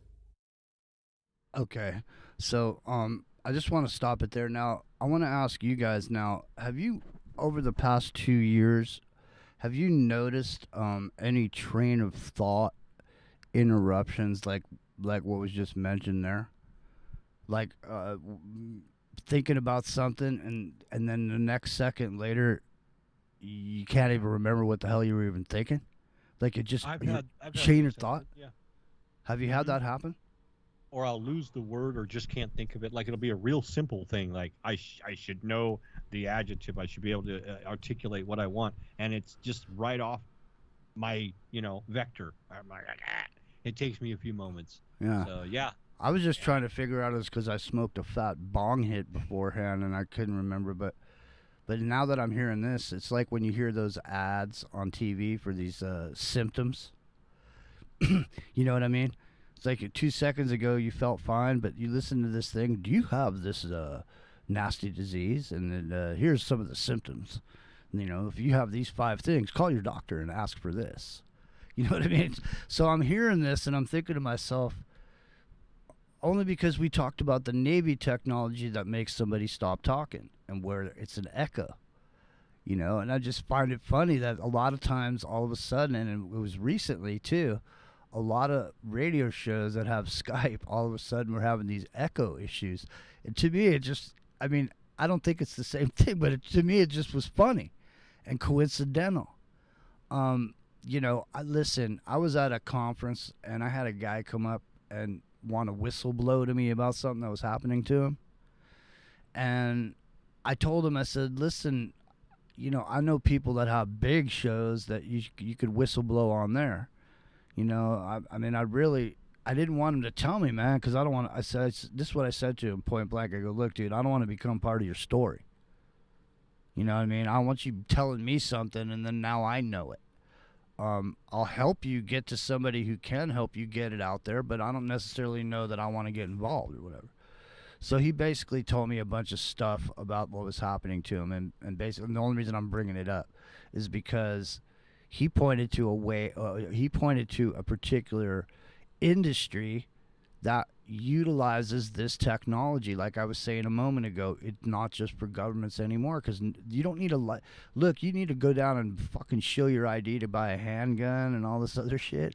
You don't have to show nothing to hire somebody to use targeted individual technology to target an individual. Especially, the whole nature of this thing is it's covert. So it's like whoever you hire to do this, it's not like they're going to go running. There's no laws. There's no laws to say that I can't point a ray at your brain and make things happen inside. Exactly. And not only that, but if you got the technology to do it, you're probably not going to run. You'd be running around, running your mouth everywhere, telling everybody what I'm doing. You're not going to say that I'm this casino and I got a guy that kicks my ass in poker all the time and I don't want him coming back. That's what this guy was. This guy was a gambler, and they told him, don't come back. And he kept coming back anyway. And so, I've told this story before on the air, but anyways, there was a house vacant next door to the guy, and somebody moved in. They moved in once, never came back. He started getting hit with RF from the house next door. And these guys were, they were gang stalking him, running a trip on him, like I was saying, with these this army type, these guys that just hire up that don't know each other. This kind of shit. But look, they didn't even have to do any of that because they can just be, once they sniff out that DNA, man, okay, this is the key. And I'm trying to get to it. Here, I bumped it up a little bit. Let's see what we got. You guys ready? Or you got anything you want to comment on before we get going? I'm all good. Okay, here we go. These personnel are used to monitor the test subject 24 hours a day, both inside and outside of the workplace. They are assigned to live with the test subject wherever they're residing, in an apartment. Many of them actually were residing in homeless shelters while they were working for us. No respect given, no care was afforded to them by any of the people running this program. They were treated like cattle. They were treated like lab rats. And they were not respected or valued at all by the motherfuckers running this program. They're evil in a way that I cannot understand, and I do not want to understand. It was my differences of opinion with them, once I became aware of the full extent of this program, that caused me to object to confront them about it, to eventually. See, this is bullshit right here, man.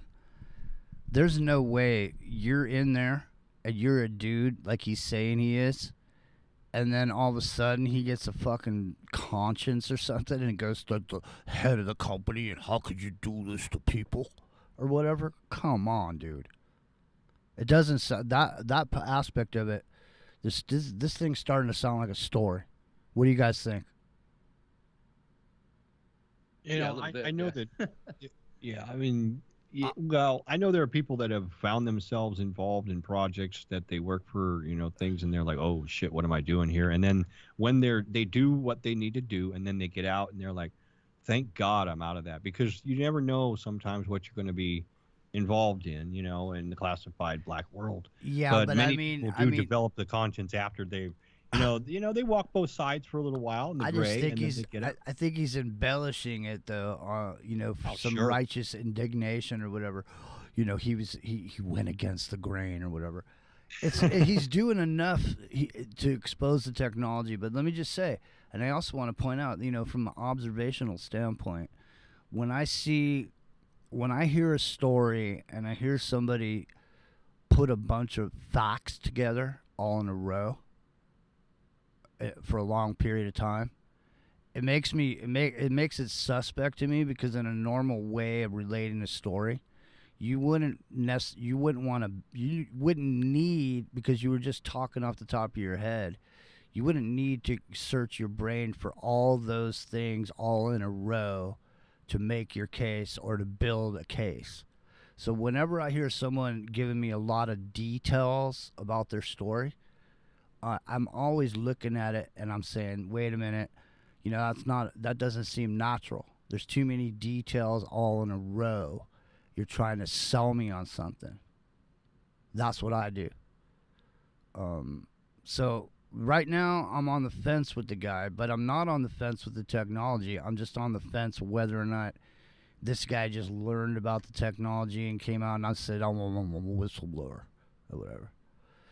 To lend some credibility, because I'm telling you right now, there was controversy about this fucking guy, because when this stuff came out, there's thousands of people that are targeted individuals.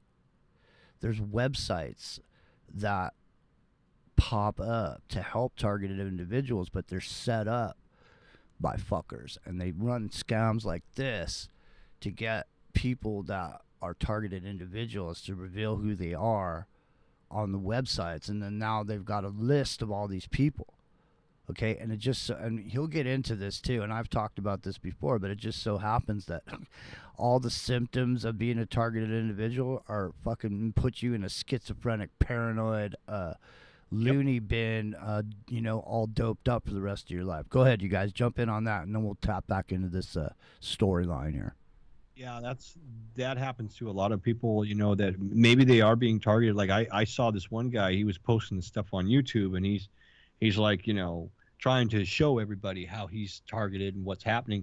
And I couldn't see anything. There's some folks, and even I said to myself, nah, this guy doesn't look like, he just looks a little bit loony.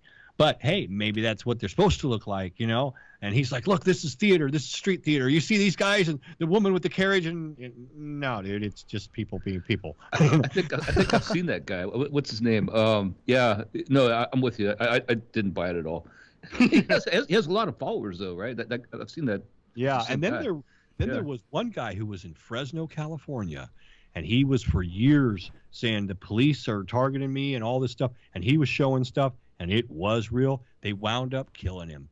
He said he had tunnels underneath his house, and there were people underneath there, and the police were coming in. He got some of it on video, and there was like a moving van, and then there was a van out front, and he got it. They opened the window, and he had this big camera, like this heat sensor. They really were. And I was like, oh, shit, and then they killed him. Yeah, he died. See? And he was killed by police. It was Fresno, man. That's a creepy place. Dude, I did when I was doing these in-building systems for Nextel, and when Nextel was running, they had the only encrypted cell phone on the market. So I was doing jobs for I did a lot of jobs for government agencies, let's put it that way. And because they all used it, everybody had it. Law enforcement had it. Everybody had it. Law enforcement was all into it because of the push-to-talk aspect, the radio thing.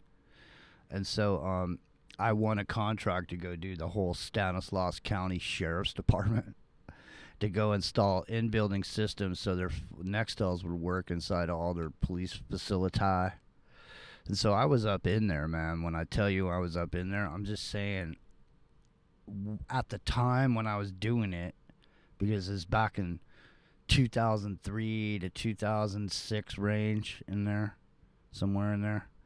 And these dudes were armed like I've never seen anything. I mean, we're in there pulling cable inside these offices and stuff. And the cops that were in there, man, the sheriffs, these guys were full on flak jackets and like fucking M16s or whatever they were. You know, they were machine guns, man. You know what I mean? And Fresno is no joke. I swear to God, it's hardcore shit going on in Fresno. Yeah, and in fact, the guy's name was John Lang. If you put in like Fresno police gang stalk, there's a bunch of stuff. Days after expressing fear for his life from Fresno police on Facebook, whistleblower John Lang, 51, was stabbed to his death as his house was burned down by arson. This is felony murder with a mandatory death sentence. And it shows, like, it's got links, you know, to how all of this stuff, his whole deal, he sent a letter to the DOJ and the FBI. And so he was a real case, you know. You know what? You know what struck me, man, when I was doing all those? Is that the first thing was I was just a contractor. And I didn't have any paperwork or anything, you know. I just had an address from Nextel where they wanted me to go. And so I'd show up at these police departments, man, and it's like I did the first one, and I was like, man, this feels uncomfortable, you know. So I got some Nextel business cards, just from Nextel, you know. And I just got the business card, cut it up, put my picture on there, and laminated it, and gave one to my buddy. And we were just walking into every single police, sheriff's department, walking all over anywhere we went, anywhere we wanted to, man. But here, the reason I was going to tell you guys is that what really struck me, man, was when I was doing the ultra downstairs basement part of this one sheriff's department, and that was where the undercover brothers were. That was where everybody who was working undercover, that was where their desks were.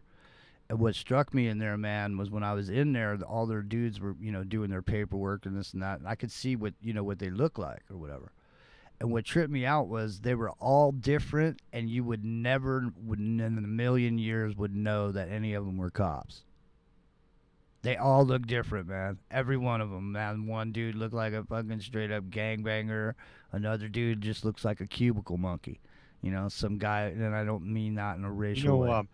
You reminded me of in Amsterdam, the undercovers, they would actually go, they all look different and like for tourists and stuff, except for one item.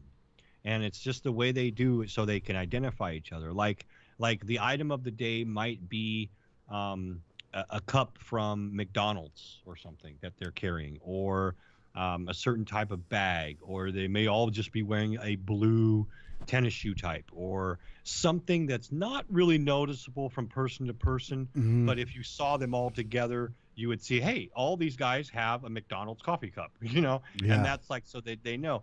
And it's just neither here nor there, but they all look different. Otherwise you would never pick them out of the crowd. You would think they're just average people doing what they're doing. Yeah.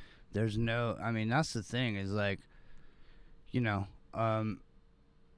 being, you know, when you're being subtle is way better than making a big noise. You know what I mean? As far, especially doing this kind of stuff, because I mean, you know, I've watched a couple of shows where it was there's a team of these guys, and there's about 6 or 7 of them, and you can hire these guys to come in, and they're penetration testers.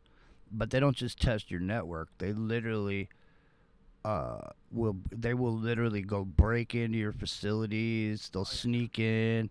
They'll get inside. They'll go inside of your thing. And basically what these dudes did, they hired these guys to see if they could shut down the power in America. And they were successful in their mission. So they got in, they infiltrated, they got in a couple places. The guy got inside. You know, they snuck around. They had drones. They did all this stuff, man. You know what I mean? So, I mean, these operators could be anybody now. See? Absolutely. Right? Yeah, Because ever since you mentioned penetration testing, Yeah. man, there's a lot of stuff that is very, very easy and basic. Like, for example, all the simplex locks for the UP, I shouldn't say this, for some package delivering companies that they have on their public package drops are the same combination, or there's only like 4 different combinations. By the way, if you know a simplex lock, that can be hacked in about less than 5 minutes. Then there's the same key. For example, all Ford police cars, the Crown Vics, they all use the same key. It's a fleet key. And then all the police cars, they're the same keys. The cops know that that's true. Also, the apartment buildings, the little keypads that go inside, they're a standard key as well. And if you open that up, there's a bypass switch for law enforcement and government and stuff. You push this button, it opens the locks. There's a lot of things like that use standardized keys or default passwords, you know, that just in everyday life. Then there's the HID systems, which you can put little sniffer on and have you can copy these wireless HID keys, these proximity keys. Yeah, the fire department uses them to get into buildings and businesses and things. Yeah. Well- And so there's a lot of stuff that's really easily hacked if you really wanted to, you know. Well, what we're talking about right now is hacking your DNA, and once they got your DNA, then they can manipulate your energetic field specifically to you, and then as time goes by, they tone it down and they bring it up and they figure out how to dial it in exactly till you're nothing more than a marionette on a set of strings. Invisible. Look up DR.RHo from the university, I believe it's in Tel Aviv. He's an Israeli PhD. He's a Devosian. Dr. Harari said that they want to turn human beings into hackable animals. That's what he said. That's a badass name. That's a badass name for a band, man. Hackable animals. Hackable animals. Free will is a thing of the past. And you know, you can look him up on YouTube. He's done a few lectures. Well, and tell actually you what. can type in hackable animals. How about and you'll this? find it. Tell you what. I'm gonna play some more of this here. Maybe you find one of his greatest hits in the meantime and drop it in here, and then we'll continue on. Here is Gang Stalker Wars. Security industry specialist tells all. Is it real? I don't know, but the technology is more than definitely real. And so making you think it's not real is part of the program. Quit my job over it. And as a result, I became a target of this program myself. They beam into my head now on a daily basis. You're the lab rat now, motherfucker. Don't you ever fucking cross us. And don't you dare think about speaking out about this, or we'll fucking kill you.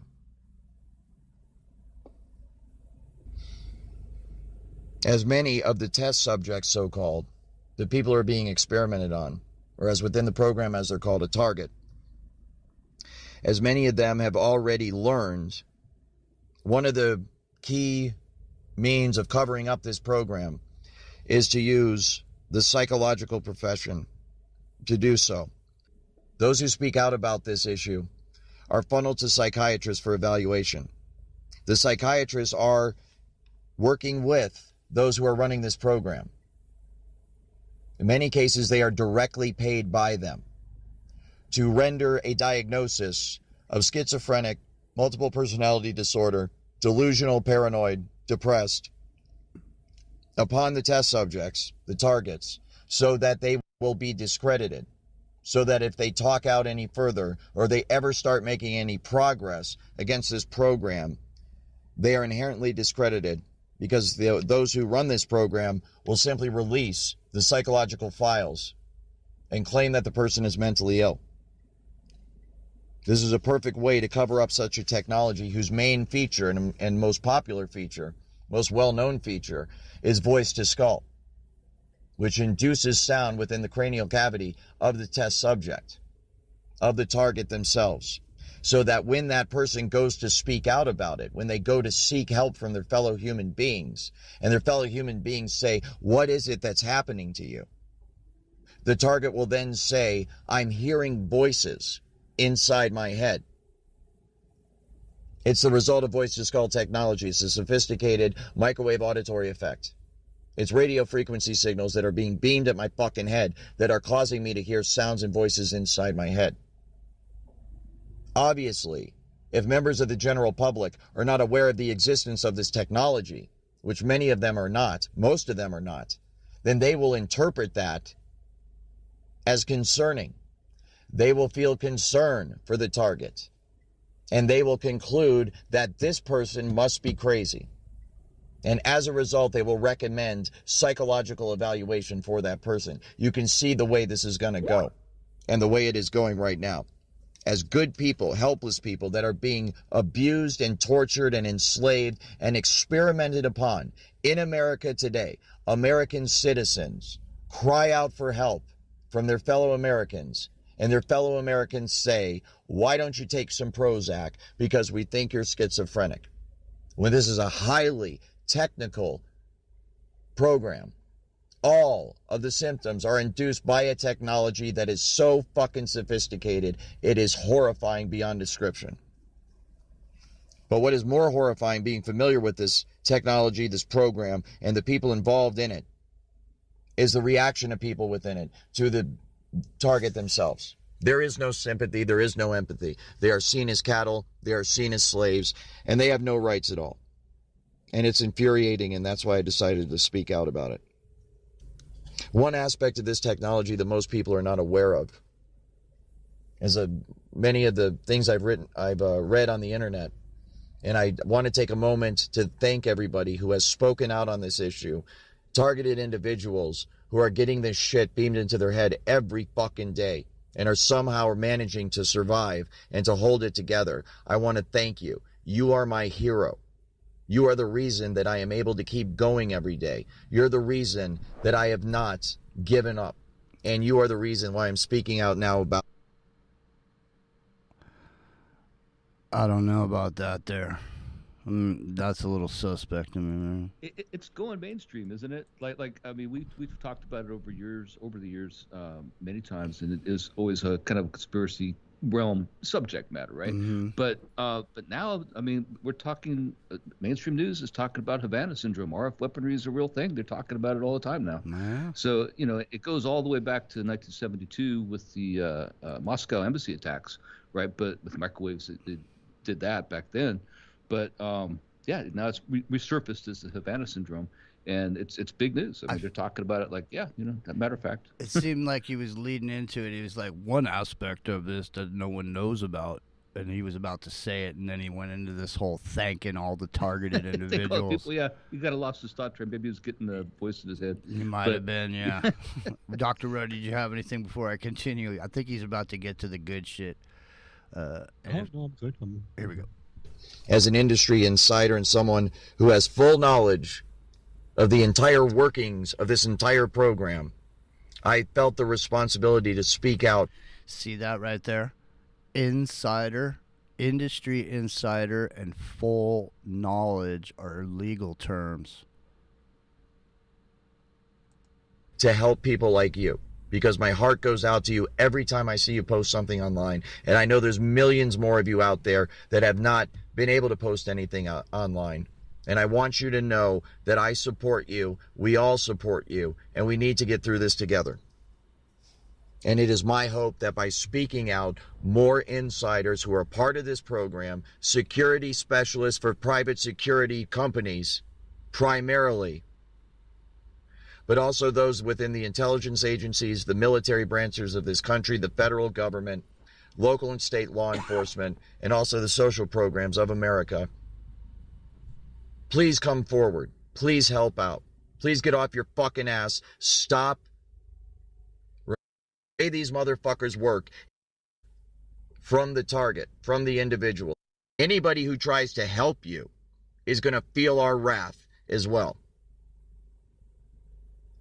But I decided it's time.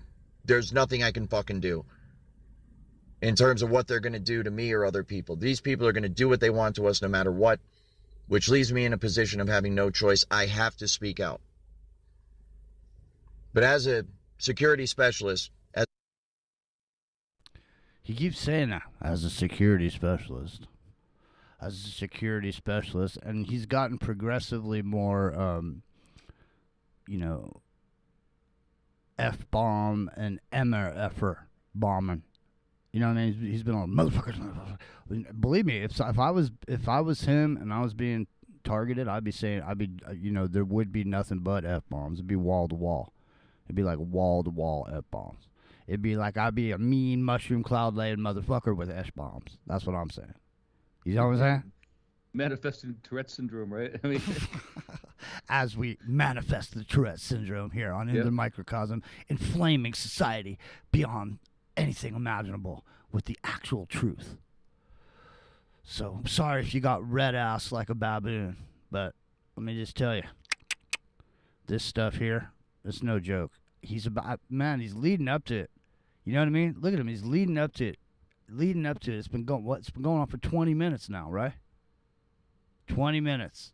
Okay, here we go. We can never get those 20 minutes back, but during those 20 minutes, I think we have determined that there is factual information being displayed here. It's just a matter of sifting through the narrative and the story. See, there's what happened and then the story about what happened. So let's dive into the story about what happened and see if we can determine what happened. Insider with detailed information of this entire fucking program and how it works from top to bottom. I am privy to some details that most are not. And that is that the true way that this technology works is that a complete DNA profile is obtained from the target, from the individual, the targeted individual. And that DNA profile is obtained by collecting either urine, sperm, hair, blood samples. One of the most effective ways of doing this is to do it through the targeted individual's employer.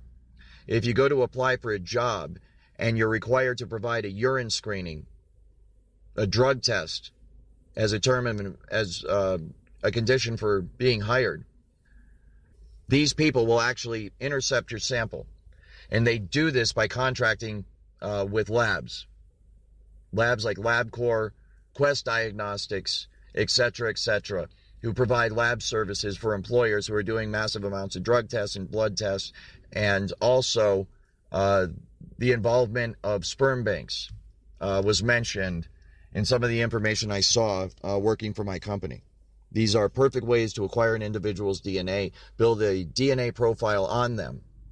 And then this information, the DNA of the individual, is used to determine the resonant frequency of the DNA itself.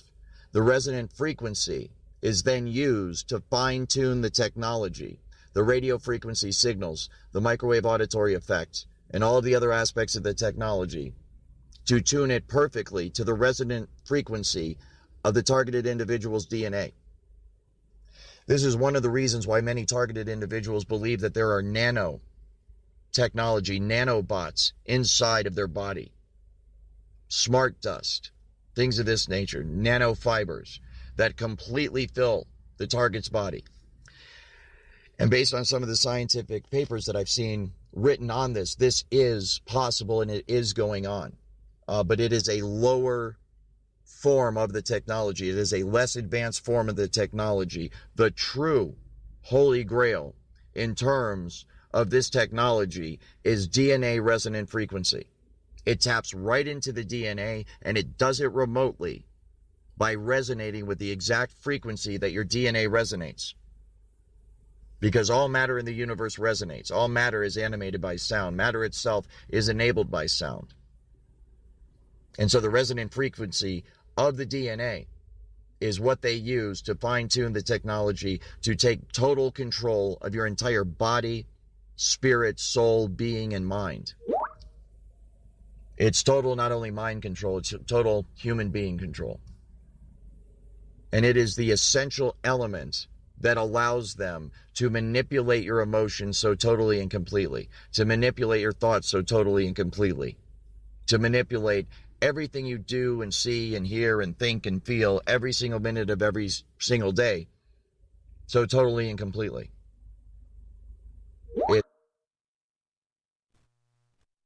Okay, I'm gonna stop it right there, man. All right, now that is a big chunk of red meat for you two boys. Now, what do you guys think about that? Come on in here, boys. The delivery system is what I'm curious about. Like how would you tune the DNA that way? Like the laser thing we were talking about earlier. I went down a rabbit hole basically just during the show, chasing that down. That's really interesting. Good. But we'll highlight that. We'll highlight that. Go ahead. Keep going though. I just want to say now, listen, has these conversations have never gone away about DNA being an IP address for you in the universe as far as who you are, regardless of what bag of skin you're living in. You know, right, it's a beacon, right? Right. So I mean, that's why it's always transmitting, you know, in and out. It's you know, your eyes and your brain, everything going on Earth is an input device. Right. You know, I saw this thing that they're working. They already have a working model of a device that's, you know, built atom by atom, molecule by molecule, that can literally jog along the strand of DNA, modifying each of the components while it jogs along the strand of individual strands of DNA. That's where we are. That would be eternal life, right? I mean, you could repair DNA strands, you could make somebody live forever. Well, theoretically, yeah, they were talking about that this is yes. Some people think that the caduceus is a DNA strand, the snake on the stick. You know what I mean? The swerving snake that's on the medical thing. Yep. Yeah. You know what I'm talking about? Helix, double helix. Yeah. But yeah, I mean, it's everywhere. It's interesting because when you think about it, then let's say it's a big hassle to run around and have to get every individual's DNA. So wouldn't it be better to just sort of make your own network node with your own sort of mockery of that same technology that maybe you could inject, and then just turn each injectable into a node on a network that represents and does all the same functions of a DNA, but in an artificial nature, in the sense that it can maybe chain into your system, but it can exist as a system unto itself as far as a monitoring system. Say, some sort of a Bluetoothian, saline, piezoelectric something or other, that's able to reside in an organism to sense or detect if there's any problems or anomalies, and then at that point, make an intervention. So you'd have this sort of sensual node inside of you that's always monitoring your health. It's like your own little health sensor inside you, and you just inject it on in there. You know what I mean? Luciferese, like, just goes in like. Isn't it convenient that the government and all of the CDC is into health? Because when you think about it, health trumps all of your even most intimate rights and privacy privileges. If who is more intimate with you than, let's say, your physician? If you have a problem down there somewhere or whatnot, that's the person, the doctor, the health. It's that gives them, the government, if they get into health, the perfect excuse to control and manage every aspect of your body, right down to the molecule. Man, what was the name of that movie where it was like the president or somebody was dying of a heart attack or something, and they had to send they miniaturized these dudes inside of this spaceship. And Inner Space. Is that what it was called? I think so, yeah. Or you're talking about the Raquel Welch one, Raquel Welch, way back in the 60s. That's the one I'm talking about. Yeah, what is the name of that one? And had that that bald-headed German dude in there was like the villain. Yeah, but Fantastic Voyage.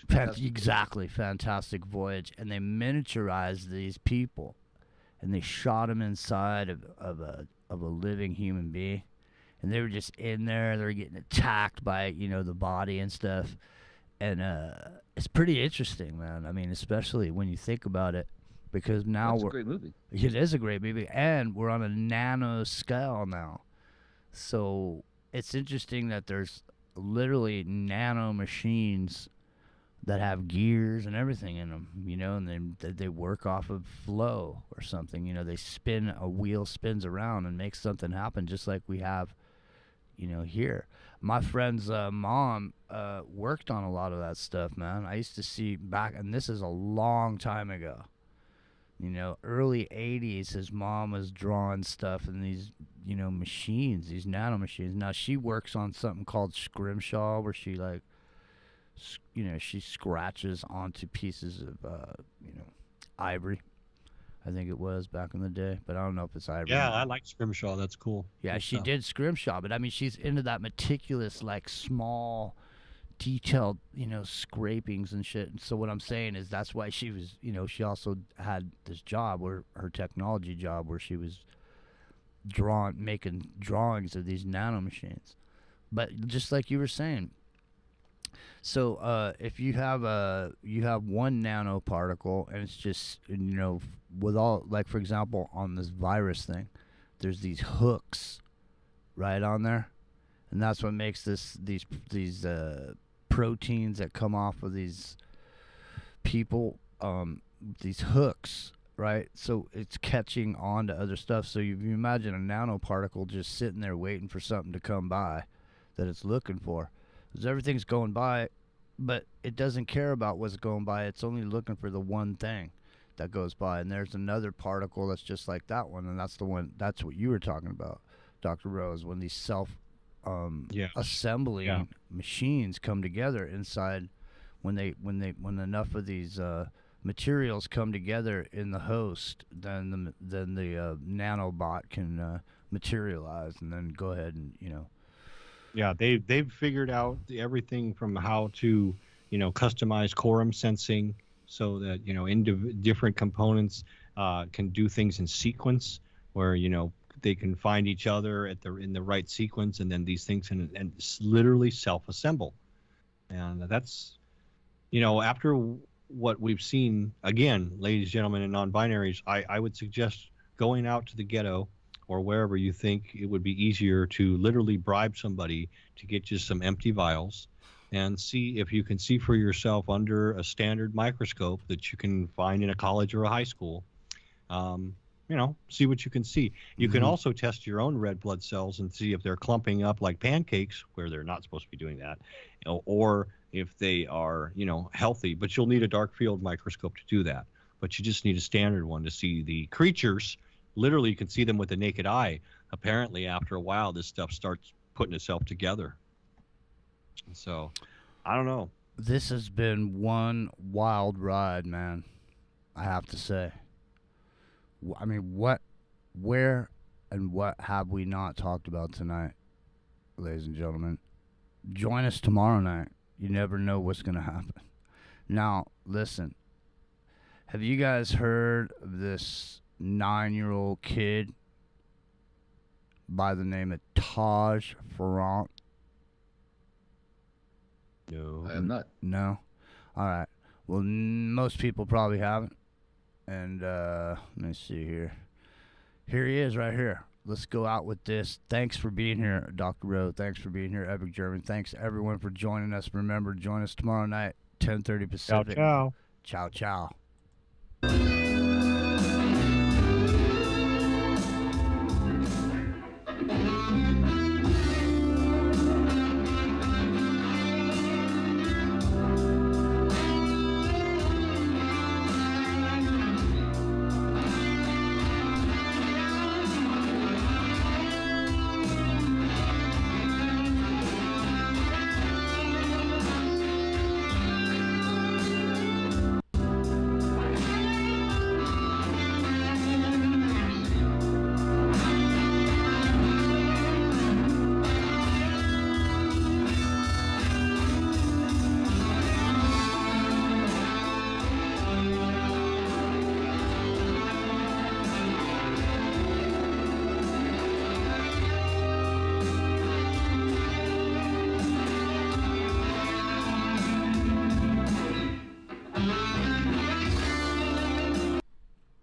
There's Taj. Now, here's Taj and Carlos Santana. Stay more comfortable. Stay comfortable. Taj and Carlos Santana at the House of Blues.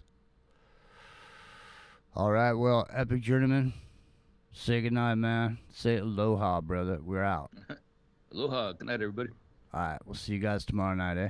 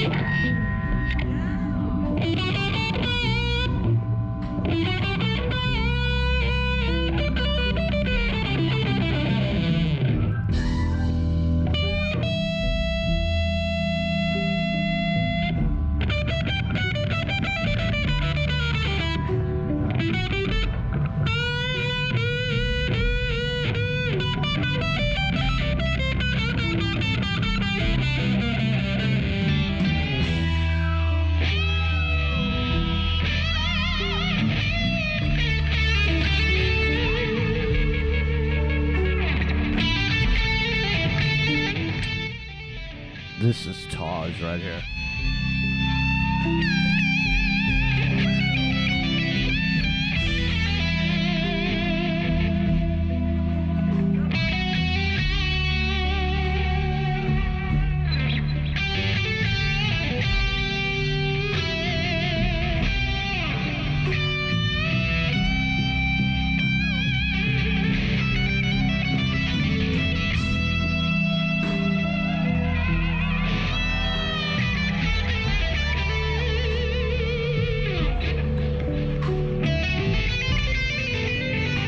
Just remember, you're not alone, and don't give up.